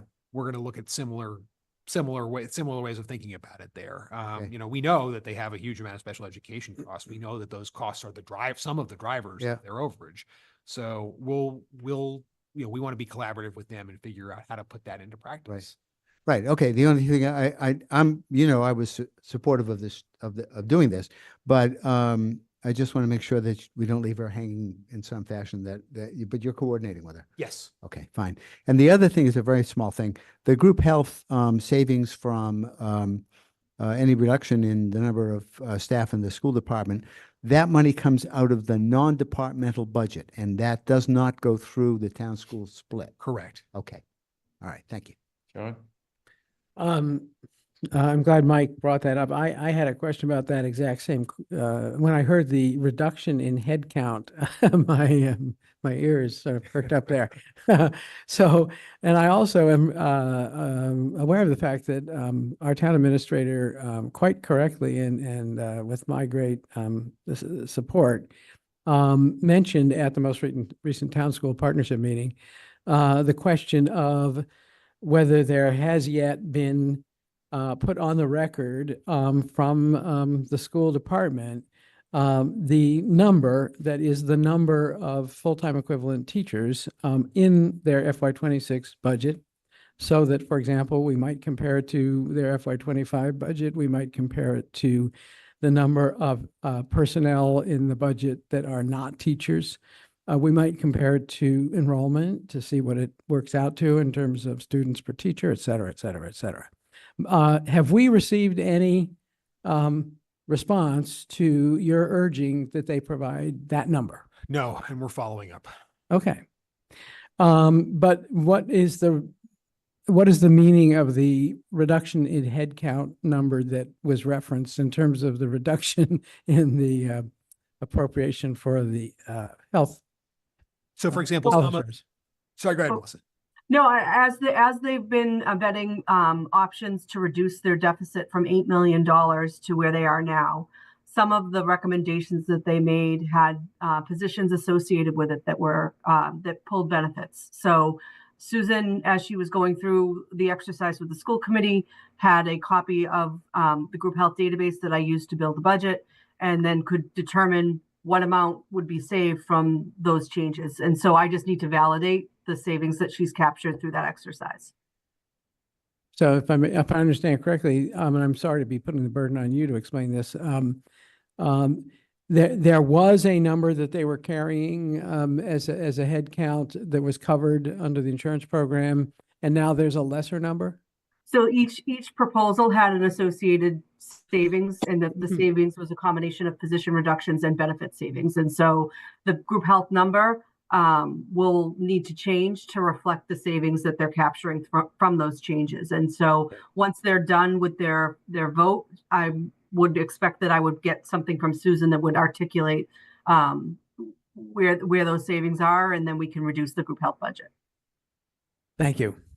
John, there are reductions in staff in the central office and some, the school committee has worked very hard to make sure that there were no reductions in what they called student-facing staff, but there are reductions in staff. Yes, I knew that, Mike. Those that's where the headcount reduction in the savings comes from. Well, maybe it is, but or maybe those were already being counted, and they've now made a decision on reduction in the teacher FTEs. That's why I'm asking these questions. No, I don't believe they have. Yeah, well, I'm looking forward to hearing as from of the school yesterday. department. Yeah. Okay. So, Chaz, maybe you can help me understand. The issue is the DESI numbers are different from the numbers that we're asking for, because among other reasons, the DESI numbers may include certain full-time equivalents that are not teaching. Or what is the difference between what we're asking for and what DESI provides? Because their numbers do provide a number for licensed professionals, right? I assume are teachers. Yes, but I think there are licensed professionals who are on reserve or substitute or so forth. If we're talking about how many people are in the classrooms, how many people are in each building, in each classroom, teaching on a full-time day in, day out basis, that number, the total rolled up number. Sorry. That's right. The current that rolled up number is what we haven't received yet.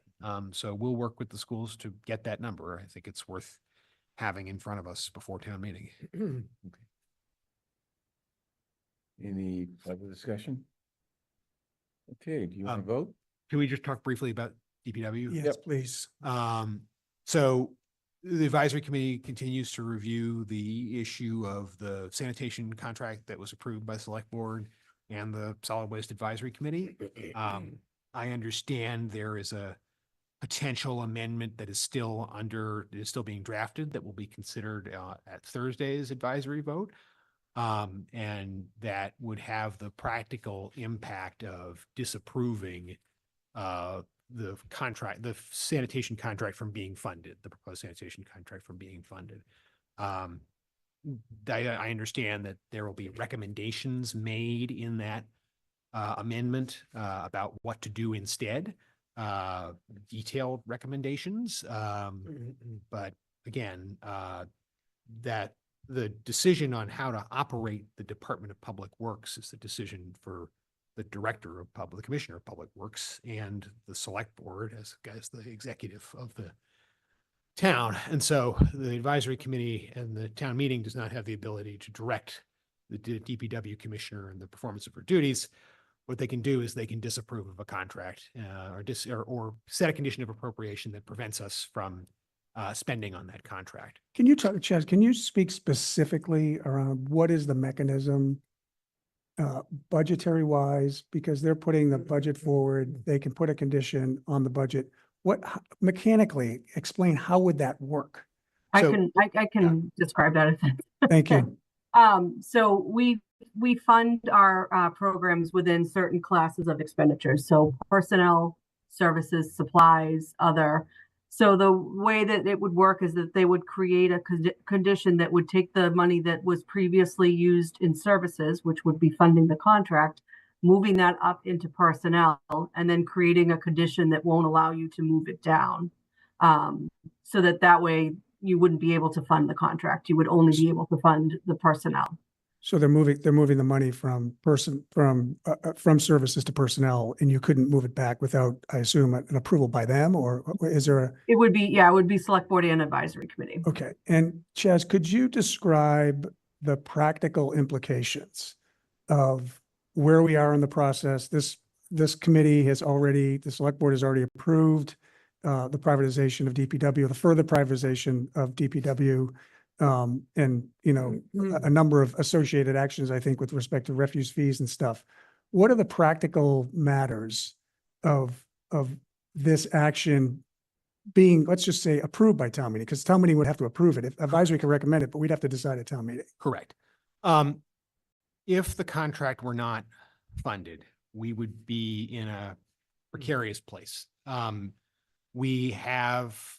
Our current contract is expiring with Casella Waste Management. They currently do our recycling services and they haul everything away from the transfer station. So they pick up the recycling and everything, including trash that goes to the transfer station, gets taken out by Casella.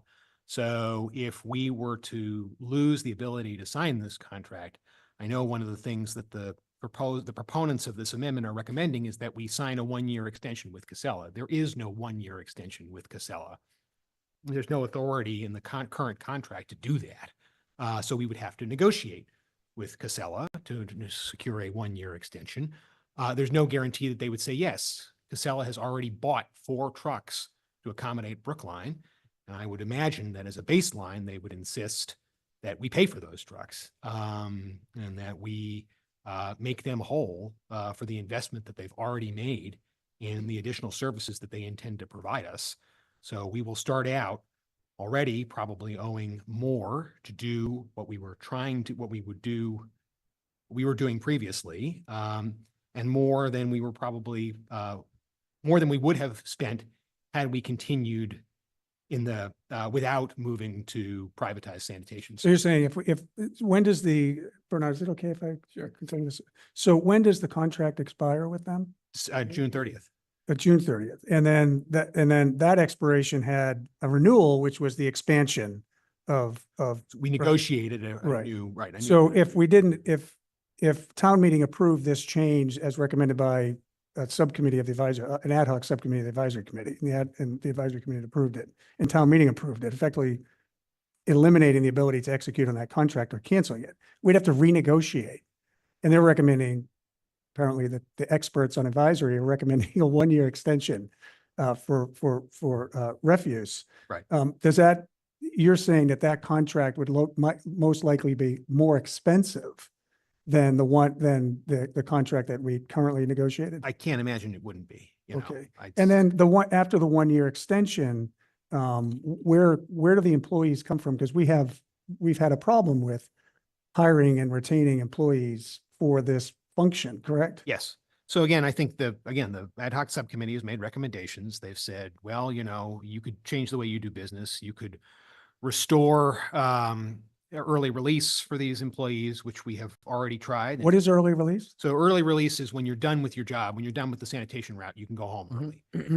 So if you worked 5 hours and you completed your route, you could go home instead of working 8 hours? Yes. Oh, We had that for many years, and it wound up being a point of contention among the other Is there any other employee group in Brookline that has that? Not that I'm aware of, but again, I haven't, I'll get back to you on that. But what happened there was that the other units, the other bargaining, the other divisions in DPW complained and said, it's not fair. Why does this group get to work 5 hours and receive 8 hours pay? The union actually brought it up to us. And so we went back and forth on this. So was that done with out of collective bargaining? Was Yeah.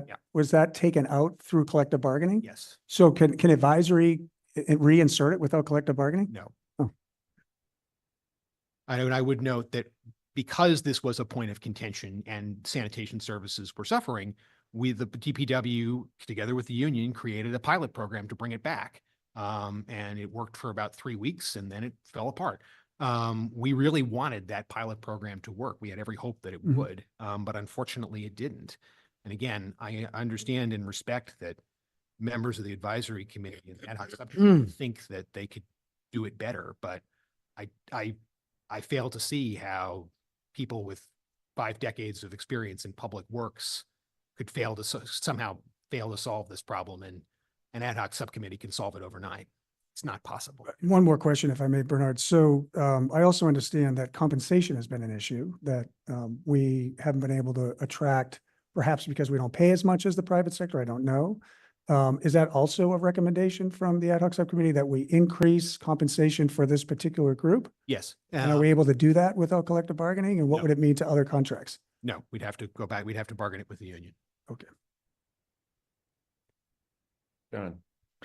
I think Paul asks some very good questions. I feel the need to say something to my friends, and I mean that sincerely. Friends on the advisory committee and friends, many of them at town meeting. Every now and then, Brookline reaches some kind of a important decision point having to do with the proper delegation of responsibilities and authority among our various branches of government. This is one of those moments. Your select board, which represents 5 people who face election before the entire town, and then have to face election again after 3 years, is responsible for overseeing the actions of our town administrator, and he is responsible for overseeing the actions of our department heads. All of those all of the departmental operations of the town are very complex. There's lots of moving parts. They have to be equipped. If they involve labor, the labor has to be offered at attractive wages and pay scales for those in management. The contracts have to be negotiated and signed.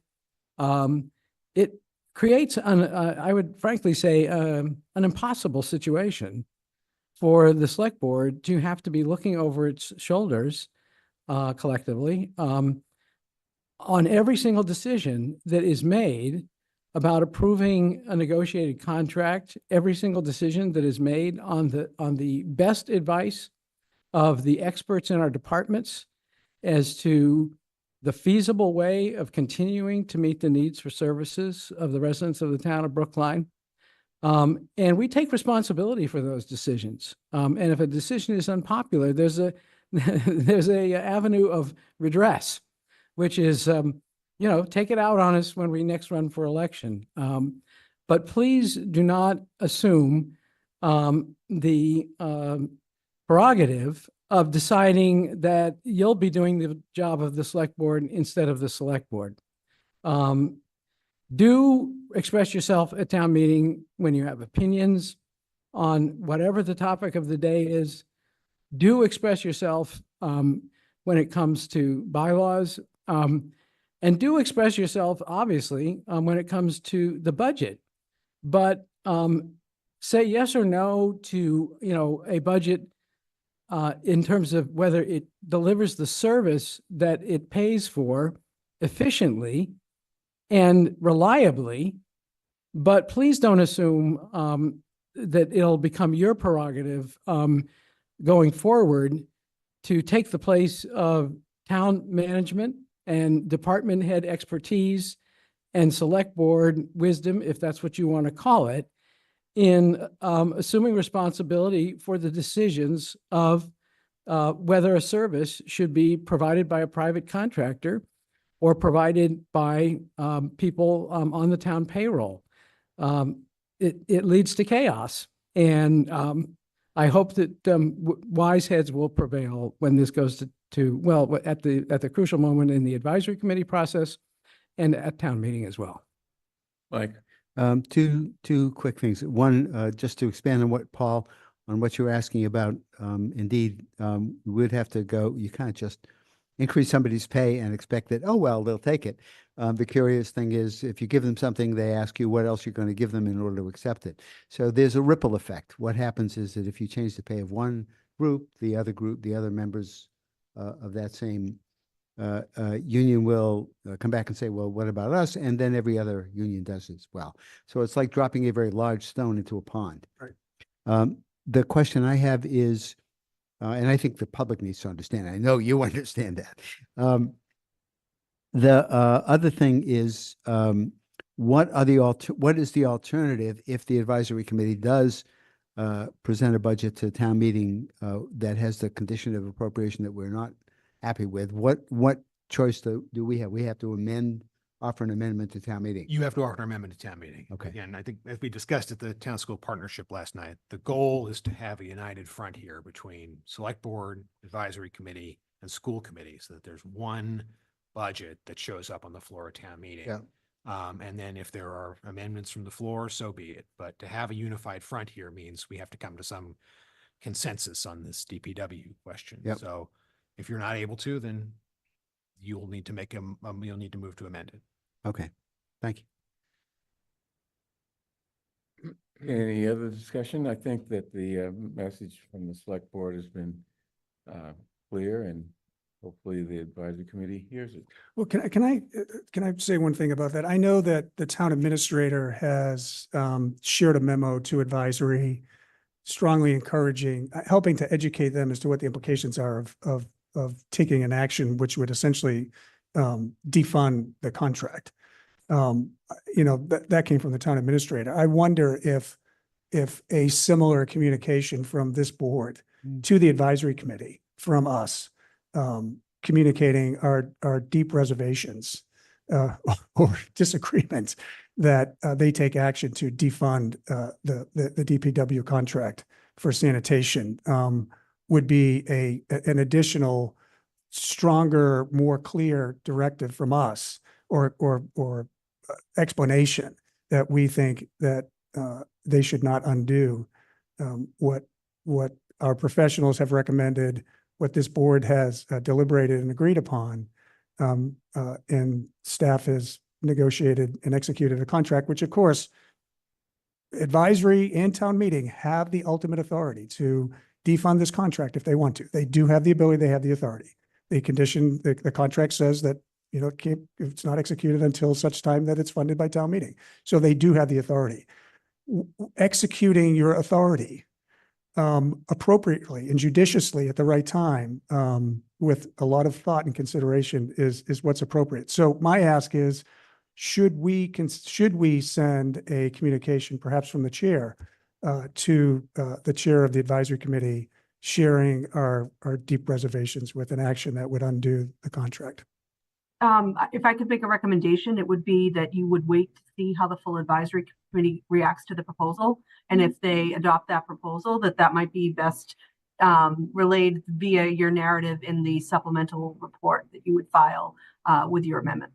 Well, one thing is once the train leaves the station here and advisory undoes it, you're now doing a fight on the floor of town meeting. This would be a request from this board via the chair of the board that advisory, while we appreciate their concerns in consideration, that they not take an action to defund the DPW contract for sanitation. It would be best if advisory didn't amend the appropriations and create a significant conflict and crisis, I believe, on the floor of town meeting. I mean, something like that should probably include detailed list of the consequences of their action, because I mean, the fact that we don't agree with them means nothing to the advisory committee, but put dollars and cents on it. yeah, Well, that's what I'm dollars saying. and cents on it. Yeah. I think the hard part of this is, and again, I understand and respect the members of the advisory committee's position on this.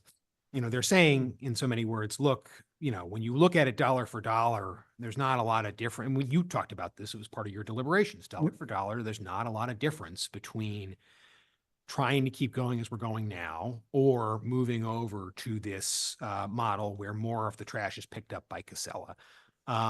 In fact, there may be, a total on the bottom line around $60,000 worth in money to spare if we were to try and limp along the way we're currently doing. The thing that's hard to quantify is the opportunity cost that we're losing from trying to do this. Because remember, we're having such a hard time filling these positions. We get people from other divisions to go out and do the work if we can. And that means that sidewalks are undone. That means that, other essential DPW functions are impacted by this. I think it would be difficult for us to quantify the monetary impact of the opportunity cost that is lost there, but it is substantial. And it's one of the reasons why the recommendation was made and this board adopted the move towards this, is because otherwise these other vital services that we're pulling people out of to go on the sanitation trucks and do the work don't get done. So it's hard for us to put a number on that. And we've explained that to advisory. And I think some members of the advisory committee have grasped it and made that point. We're not just talking about, it's hard to quantify the exact dollars and cents, but the opportunity costs here are enormous. And the breakdown in services that results in, and that can't be quantified, but it can be explained. And I think that's when I went to advisory. And again, when I went to advisory and talked this through, I know, one of the things that I apologize for to advisory is the messaging of this, how this was rolled out. I think some advisory committee members, even though I thought we had a robust process here, still felt caught out by it. Mm-hmm. And so a lesson learned on our end is to be more, is to be better communicators with advisory when these things come earlier. It was earlier, and we're doing that.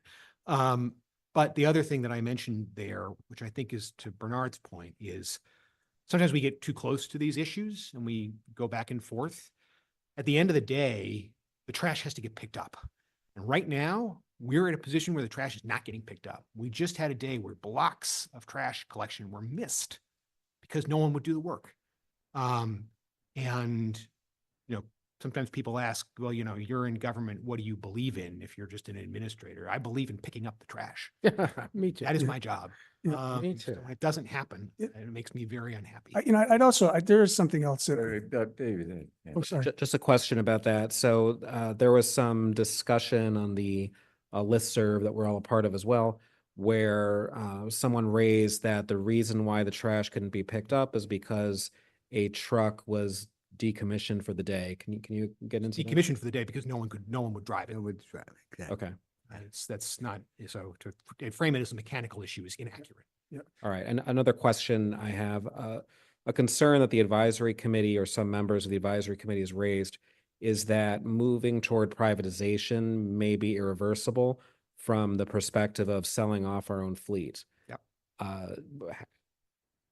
Sort of what would you say in response to that? It would be hard to reverse. That's true. It's one of the cost benefit analysis that we had to do here. I don't want to hide the football with this. There are benefits and drawbacks to it. And one of the drawbacks is that when you privatize services, it's hard to unprivatize them. You know, we take your mandate to create good, well-paying union jobs very seriously. And we try and do that. And you can see in our efforts in collective bargaining, for example, with the police department, that we've been successful in those areas in some cases. Here, you know, we are at a point where the provision of essential town functions is starting to fray. And we are the last community in the greater Boston area other than Cambridge that provides this level of in-house services. When I spoke about this to a colleague in another community, he said, "What took you so long?" You know, it is difficult, the cost benefit analysis there. I don't want to discount that. I don't want to discount, even though no one is losing their job, that this is a reduction in available positions. But what I would say is we presented all of the benefits and the drawbacks to you and to SWAC and now to advisory. And we've said, in weighing those out, it's our professional recommendation that this is the way we have to go in order to be sure that the level of service that the community expects from us is provided. Paul? Yeah, I'm glad you brought up policing. You brought that up just a moment ago, and I want to relate. A number of years ago, we had a small group of advocates essentially dismantle the police department by right. They tried, but it had a significant impact on morale. We had people leave. We had leadership that didn't want to be here anymore. And it's taken years for us to rebuild our police department to the point where people want to come work here, where they feel good about working here, where they feel that they're supported, that their leadership is supported, the command staff, right down to the patrol person. I'm really concerned that the messaging that's coming out from a very small group of individuals is going to have a similar chilling effect on the leadership of our DPW. I've sat through some of the meetings. I've watched them. I'm hearing the message on social media from at least one person who seems to be championing this like a zealot. I'm really concerned that this is going to be a repeat of what occurred with our police department, and it will occur with the DPW. The way that we are undermining, not us, a small group of individuals, is undermining the professional staff that that have worked in the DPW for decades. They're professionals. They know what they're doing. They know how to operate.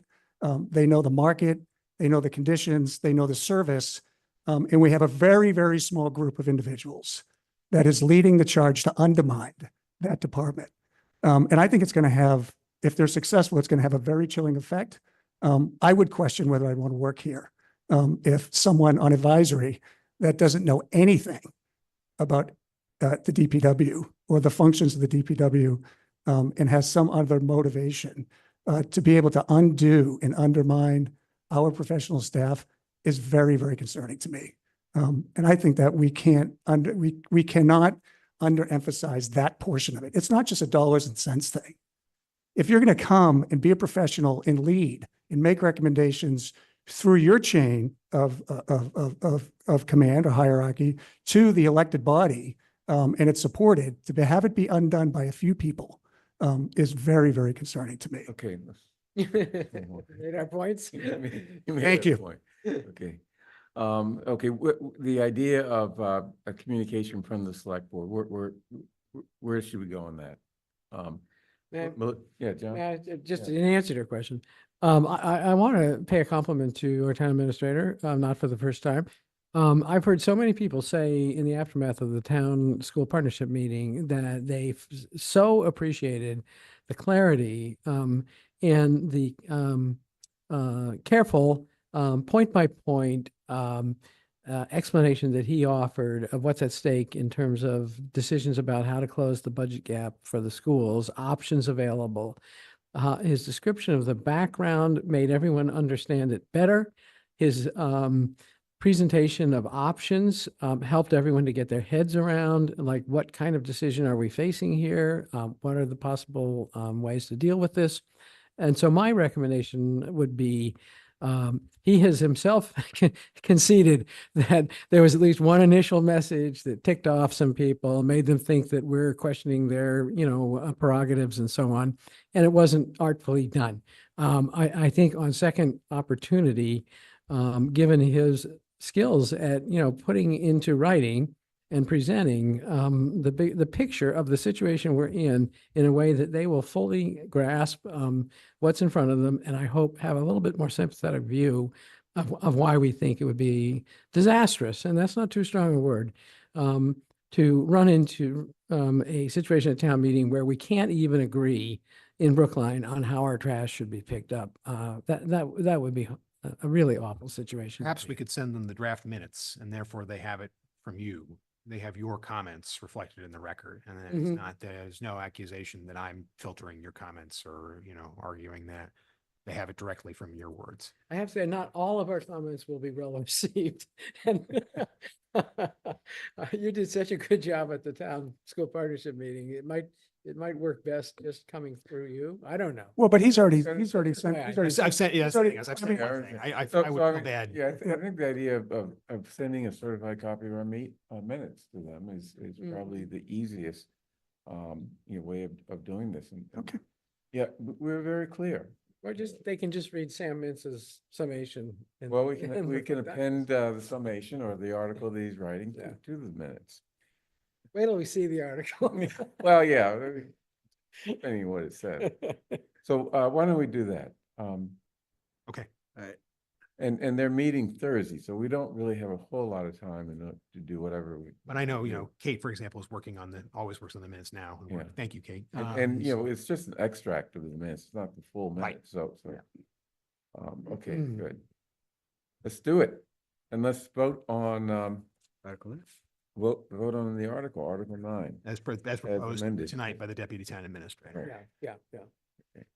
So I move approval of warrant Article 9 as presented by the Deputy Town Administrator with the changes on tables 1 and 2 attached to the original, let me get it straight here. Well, attached to the original article. All in favor, please indicate by saying aye. John Van Scoyac, Aye. Michael Sandman, Aye. Paul Warren. Aye. David Perlman, Aye. chair votes aye. Hope that Thank was you. clear. Thank you. Okay, good. Okay, let's go back to the order of our articles. Next one is, let's see, we did Frogwa. Warrant Article 17.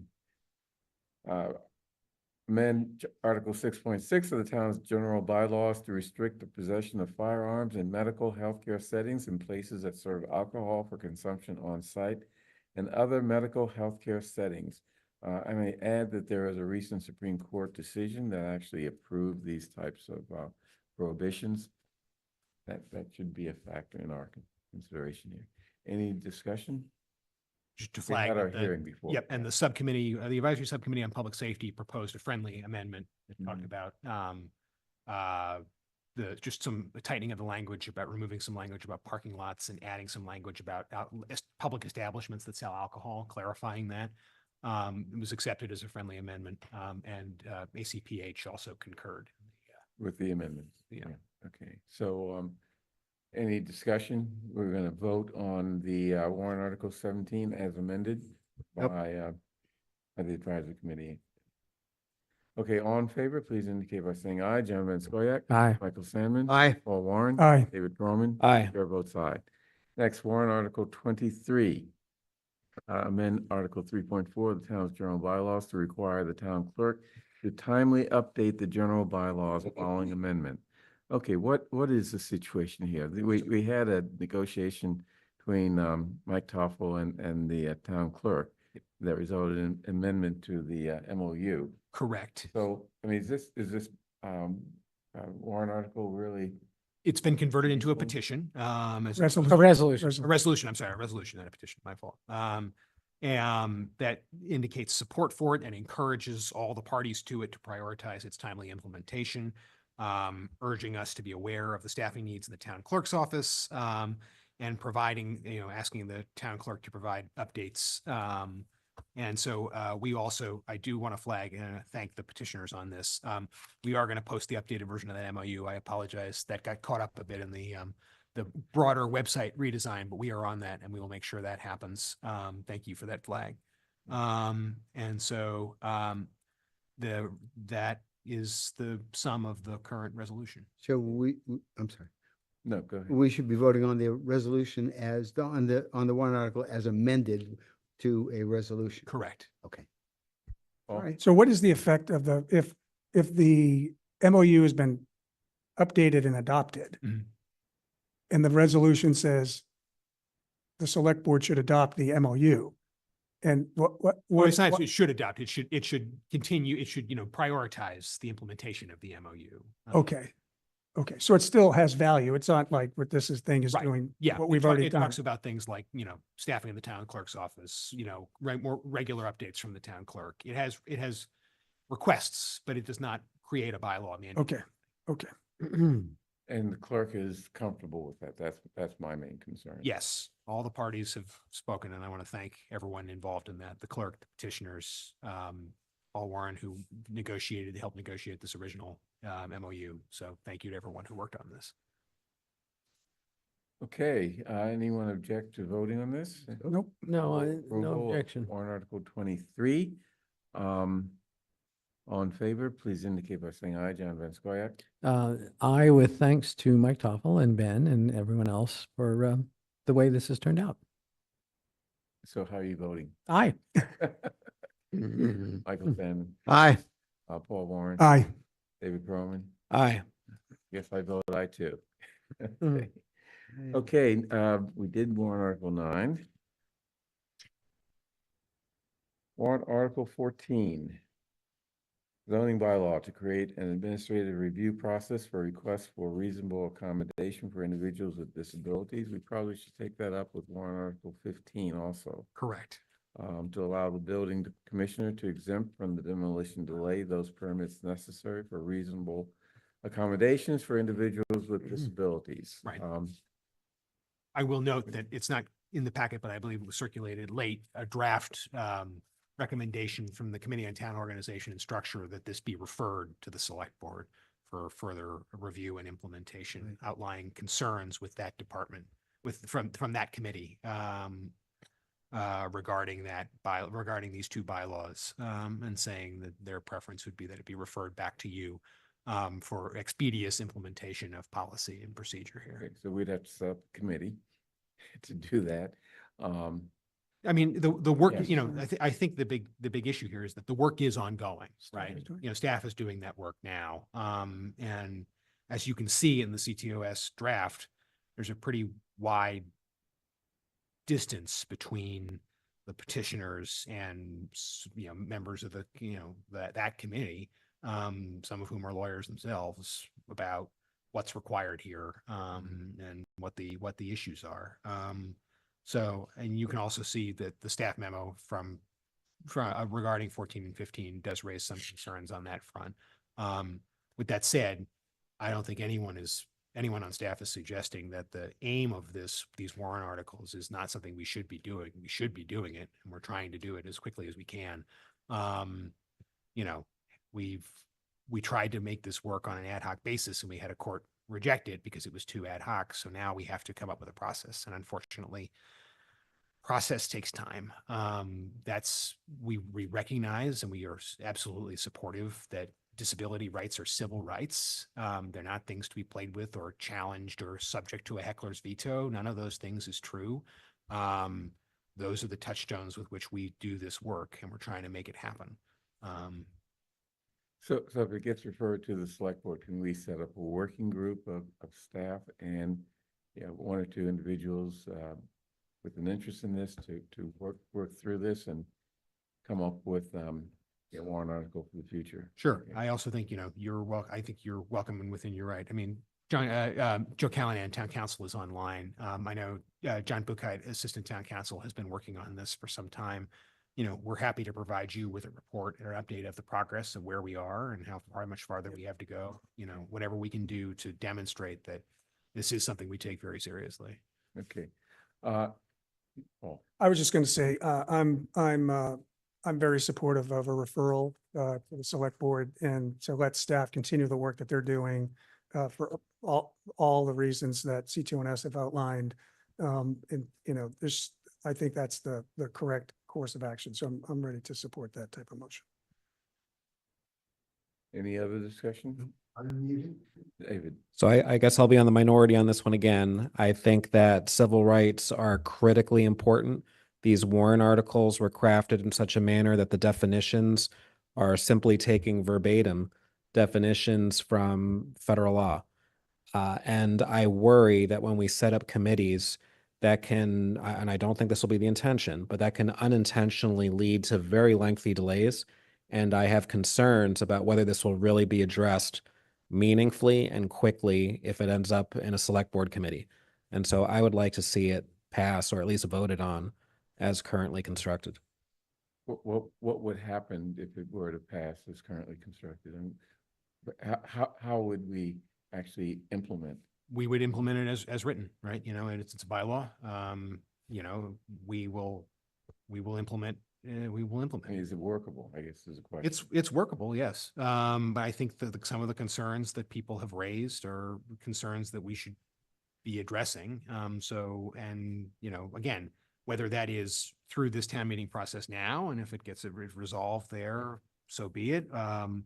Or if it's part of this, I just want to say to David's point, I think it's important too that have town council, if this is referred back, to have the firm guidance from town council on this, because you cannot subject civil rights to that sort of, maybe, I don't want there to be a process that treats civil rights as something other than essential. So that should not be the outcome here. Mike, you have your hand up? Yes, I do. Yeah. I would most assuredly support referral. The difficulty with, while the purpose is absolutely appropriate, not just admirable, it's absolutely appropriate that we have a bylaw that explains a mechanism, that provides a mechanism for someone to obtain relief based on disability. The way it's set up, that process essentially gives no opportunity whatsoever for anyone else, like an abutter, to get an understanding of what's going on until something has already been approved, and basically a bulldozer shows up next door. And I think that's as a practical matter, I think that's really unfortunate. And I think you don't want an abutter to have veto on the one hand. On the other hand, you want some opportunity for input so that an abutter can make their concerns known, so that something can be perhaps modified so that it completely satisfies what what someone is looking for relief, and still has an impact on abutters, on neighbors, and so forth, that is not beyond what's necessary. Hey, David. I'm very uncomfortable with the idea of abutters having essentially veto authority. And I know that's not what I said. It's not what you're, object to that. all right. It's not what you're saying, but that would be what abutters are looking for. The reason for abutter participation is to try to block whatever the accommodation would be. Yeah, that's really unfair to abutters. I object to that. I'm sorry. Every abutter. And a abutter may say, gee, this is fine, but can you do this? It still gives the issuing authority the opportunity to say, well, no, they don't want to do that. So there's It's a reasonable accommodation. Yeah, Reasonable right. accommodation. Which the building commissioner is going to either say yes or no on. Yeah. We just finished a discussion about let's trust our professionals at DPW Why can't we trust our building commissioner? My- So it's not just that the person who applies for the accommodation Yeah. automatically gets it approved. There's still a process. The building commissioner has to approve it. The building commissioner can consult someone at planning. That would all get done. And yes, I don't want to create the impression that all abutters are looking to block everything. Just to refine that a bit, what I meant is that their participation is to at least influence what ends up happening with the accommodation in some manner, not necessarily to completely block it. And I'm not sure that's really appropriate for the abutter to be doing. The building commissioner can do that with consultation from other staff. If we're going to say that we trust our staff at DPW, we should trust the staff in the building department as well. Well, actually, David, our staff is recommending that we work on this more, right? So town council is advising us to, we heard it from the public hearing, you know, we have a process, we're working on it, we're going to refine it, and we're going to implement it. So staff is, let's trust staff that we hire, right? That's the staff that's making a recommendation to us that they're working on it. If we want to put a time frame on that, I'm fine with that. But that's actually the staff we should be listening to, not projecting something in the future that we should listen to potentially the building commissioner should, you know, he be approved through an action of town meeting to be the sole arbiter and overseer of a process that has no visibility or transparency or ability to be appealed. John? I think there's a context to this, which is also important to keep in mind. Granted, these are not easy issues to resolve. People tend to want you to think they're very easily resolved, but they're not. Reasonable accommodation, absolutely. What is reasonable should in a case where the reasonable or the requested accommodation has impacts on a neighboring property that no other person would be allowed to impose without there being some kind of process for the neighbor to at least weigh in as to whether this is reasonable to be offered by our building department. You know, that's a very different matter. And the last time that our building commissioner was, you know, under his own authority, was involved in making a decision as to granting an accommodation to the very person who is the sponsor petitioner of these articles. The neighbor sued. And guess what? The courts agreed with the neighbors that the process that was followed had not given sufficient, was not sufficiently clear, was not sufficiently described. And I think there's an implication there that that if it once again results in the same kind of a process by which neighbors have no access to even weigh in on what is a reasonable accommodation, there will be another lawsuit, and perhaps we'll be right back where we started from. By the way, who is recommending referral to the select board? Is that advisory committee? CTOS. CTOS. Oh, I'm sorry, CTOS. Has the AC taken this one up? Not yet, I don't believe. Actually, I don't have anything in the packet from them. I'm not entirely sure that it should, if it comes back to the select board, basically it goes to staff to Right. do the work. And that's okay. I was thinking originally that it might go to the planning board, but I think maybe CTOS is right. So, what's your Vote. We move vote referral. what? I move referral to the select board. Okay.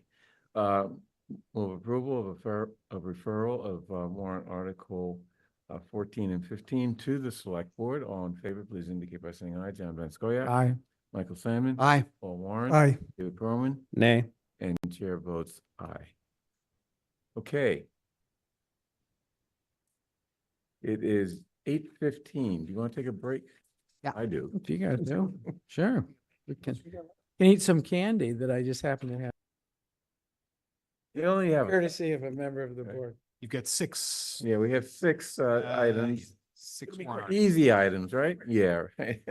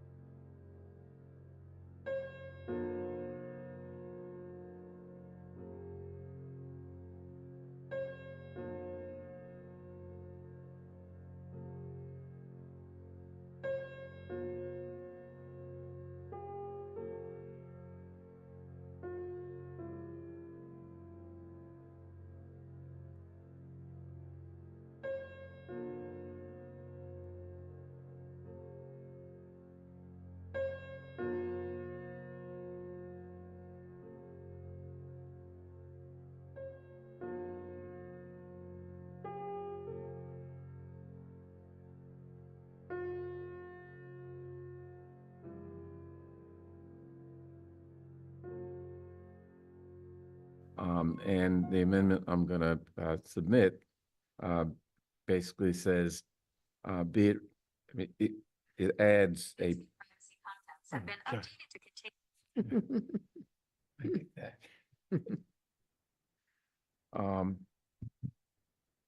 I mean, it's responding to something I said. ChatGPT disagrees with you.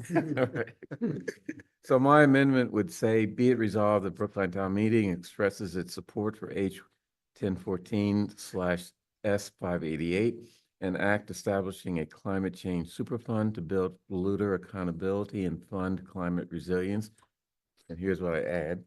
Provided, however, that the Brookline Town Meeting does not support Section 2T of said new Chapter 21P of the general laws relating to the requirement that structural iron and steel used in any public work contract be produced or made in whole or substantial part in the United States from the initial melting stage through the application of coatings, for the reason that said subsection is not germane to the bill and would place significant financial and other burdens on such public projects in Brookline.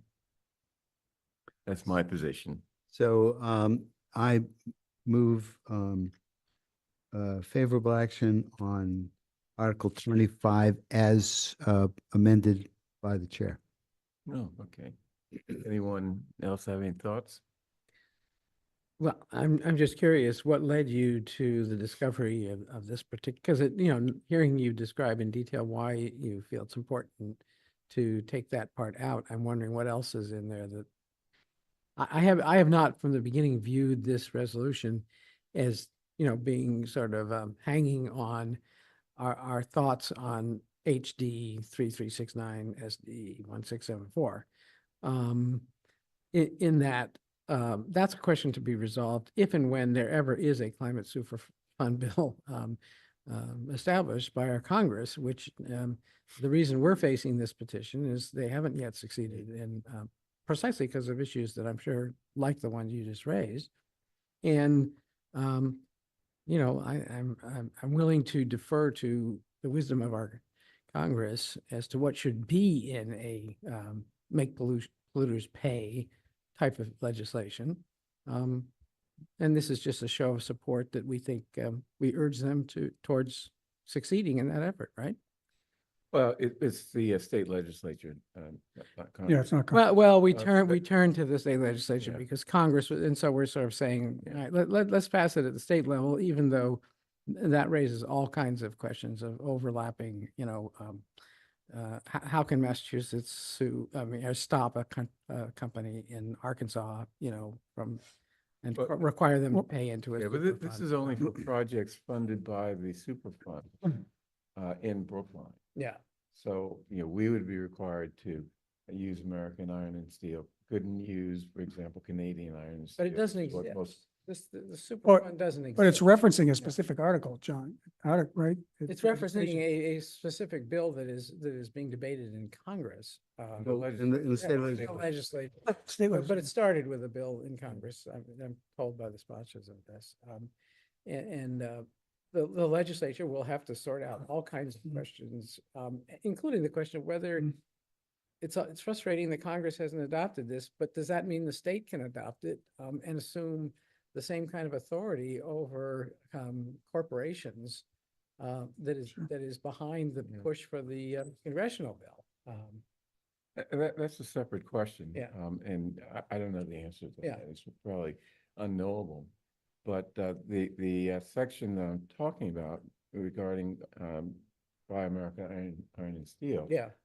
is sort of, it comes out of nowhere, basically. The rest of the bill talks about setting up the fund, what it'd be used for, et cetera. Mhm. And then suddenly on section 2T, it says any projects must have Buy American Well, provisions in it. I'm So, not gonna oppose what's being Yeah. proposed. It's just that So- raises questions for I us. actually made a motion, and I appreciate Oh, it. I okay. did it before there was Yeah, debate, Mike's but right, Mike's right.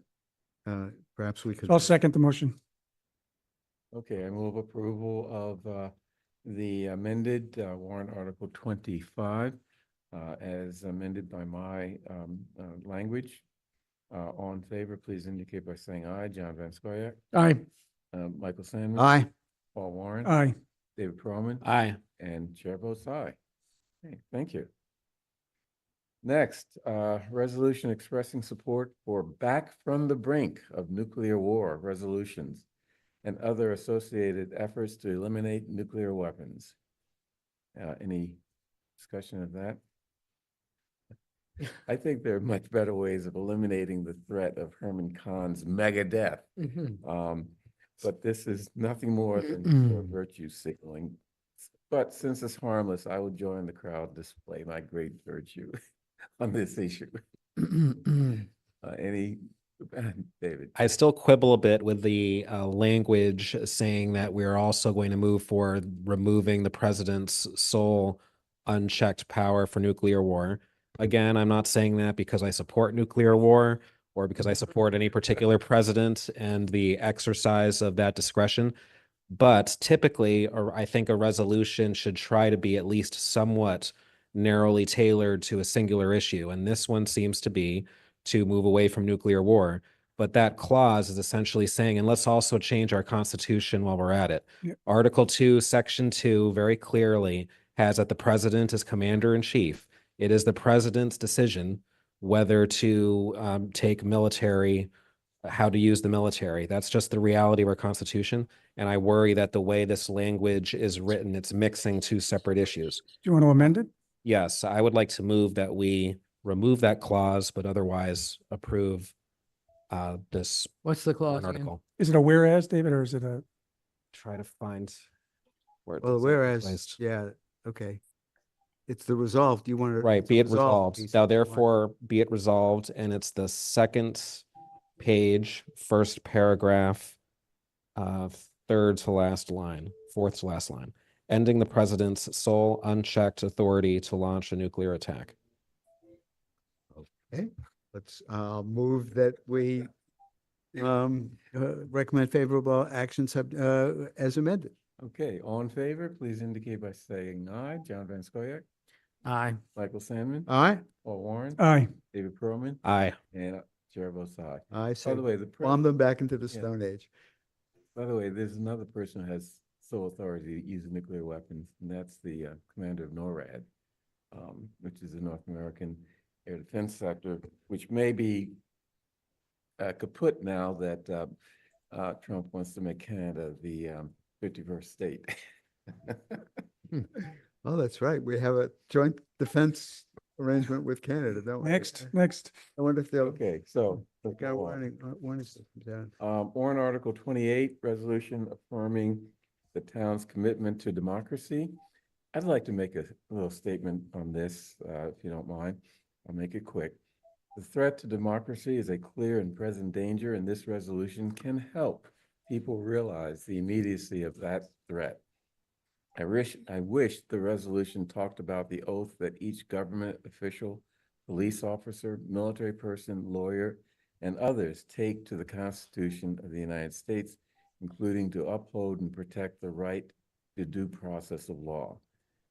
I take credit for changing the oath that new Brookline police officers take to uphold and defend the Constitution of the United States, not just the town bylaws and the state constitution, which was what the oath previously said, which my policing reform committee proposed following the January 6, 2021 attempted coup. These oaths demand that we resist and fight illegal acts even under the color of law, such as arrest without a warrant or an opportunity to be heard or defend oneself, or what we call a kidnapping, or arrest for exercising the right to speak freely, even if the government opposes the content of your speech, such as happened to the Tufts graduate student, Rumesa Ortzer. All of us are likely going to have to decide whether and how to act to uphold our oaths when confronted with unconstitutional actions from the administration in Washington. I don't have any ideas as to how we do that, but it's something we should think about. At any rate, I would move favorable action on warrant Article 28. Any As amended by the advisory committee. Yes. that is- Right, I'm sorry. And wait, I guess I don't know what the amendment. It cleans In the some stuff up. Oh, cleans okay, up I whereas know about that, clauses. yeah. Yep. Made it more readable. Cleaned it up a lot, actually. Yeah. Right, okay, there's a lot of red lines in here. Yeah, it's Yeah. still, the message is the same. Yeah, okay. Okay, all in favor, please indicate by saying aye. John Van Scoyac, Aye. Michael Sandman. Aye. And Paul Warren, Aye. David Perlman. Aye. Chair votes aye. Okay, resolution providing support for transgender, non-binary, and gender diverse people. Any discussion on that? That is an important resolution. And that's as amended. There's supposed to well- minor amendments in Oh, there. yeah, and okay. No major stuff. No. With the death of Pope Francis, I mean, we think about, things like this because remember it was at the church where his coffin was taken after the whatever the ritual was, where there were a number of people, including non-binary individuals, greeting him, greeting the coffin. So, we're losing someone who could have really helped on this issue, which is becoming a hot political issue in this country and of course around the world. That's just my opinion. All in favor of favorable action on warrant Article 29, please indicate by saying aye. John Van Scoyac. Aye. Michael Sandman. Aye. Paul Warren. Aye. David Perlman. Aye. Chair votes aye. Okay, warrant Article 30, resolution regarding the work of the Moderators Committee on Forms of Government. And what I see that Marty was on our Zoom. Do you want to make a presentation or something? No, I mean, it's. We've had- it's no- Well, we've already had a Had public that. hearing. Yeah. haven't we? Yeah, Yeah, okay. this so- is not a hearing. okay. I'll move favorable action. All in favor, please indicate by saying aye. John Van Scoyac. But I'm sorry, we're going ahead so quickly. I'm confused as where we are. What we're. Warrant voting Article on. 30. Up or down on, Moderator, the resolution regarding the work of the Moderators Committee on To Forms of continue. Government. to continue. Yeah, I'm a no. You're a no? No. Okay. Michael Sandman? Abstain? I'm a Uh, member of the Charter Oh, okay. Charter Committee, and I've been asked to recuse myself, which I will not do, but I will abstain. Okay. Mhm. Paul Warren? Aye. David Berman? Aye. And chair votes aye. Okay, we have one other warrant article that's on let's see. You've already voted on this one, so you'd have to reopen and. Oh, okay, and why are we revoting it? Oh, I thought the 50-50 split between the housing fund and We adopted that. We approved we that. Oh, you adopted that. Yeah, we yeah. adopted that. So what, So what's are we the- reconsidering? I'm gonna let me double check. Looks like there was an amendment filed. Yes.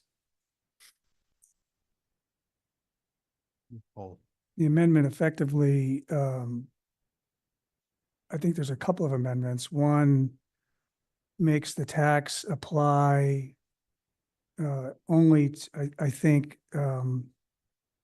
looking at the settlement, the closing statement, I don't want to read all this, but basically taking out, if you have fees that are charged to the sale of the home, that would be, you wouldn't pay on that. And if you have a mortgage, I think that was also would be reduced. So you'd only pay on the kind of the net proceeds. right. Am I reading that right, Chaz? That's my understanding. Yeah, those are the two additional amendments. My concern about the mortgage loan is that Like that. people will game the system and go load up the property. Right, I get a mortgage from my brother-in-law and. Well, but I they'll don't know forgive about it. a brother-in-law, but Yeah. I could see, I understand the intent, although there's not I don't know if there's an explanation here. I can understand the intent, but I could see it really Yeah. being Do people gamed. want to open up our vote or reconsider our vote? Just No. Leave things as they are. Well, our vote was on a 50-50. Right. split. Yeah, but not these new. Not changes. these two new proposed new amendments. amendments, yeah. Yeah. Okay, so we'll just not do anything. Yeah. on that. And that is the end of our agenda. Yay. Wow. Okay, and it is 8:40. Wow. Holy mackerel, I looked at Right, this. is there anyone agenda who and I wants to- thought we're gonna be out of Do here. we have tonight. anyone who would like to make a comment, public comment? No. No, Regina? Thank Looking at you, Regina. Looking at you. All right. Okay, thank you, That was everyone. your comment?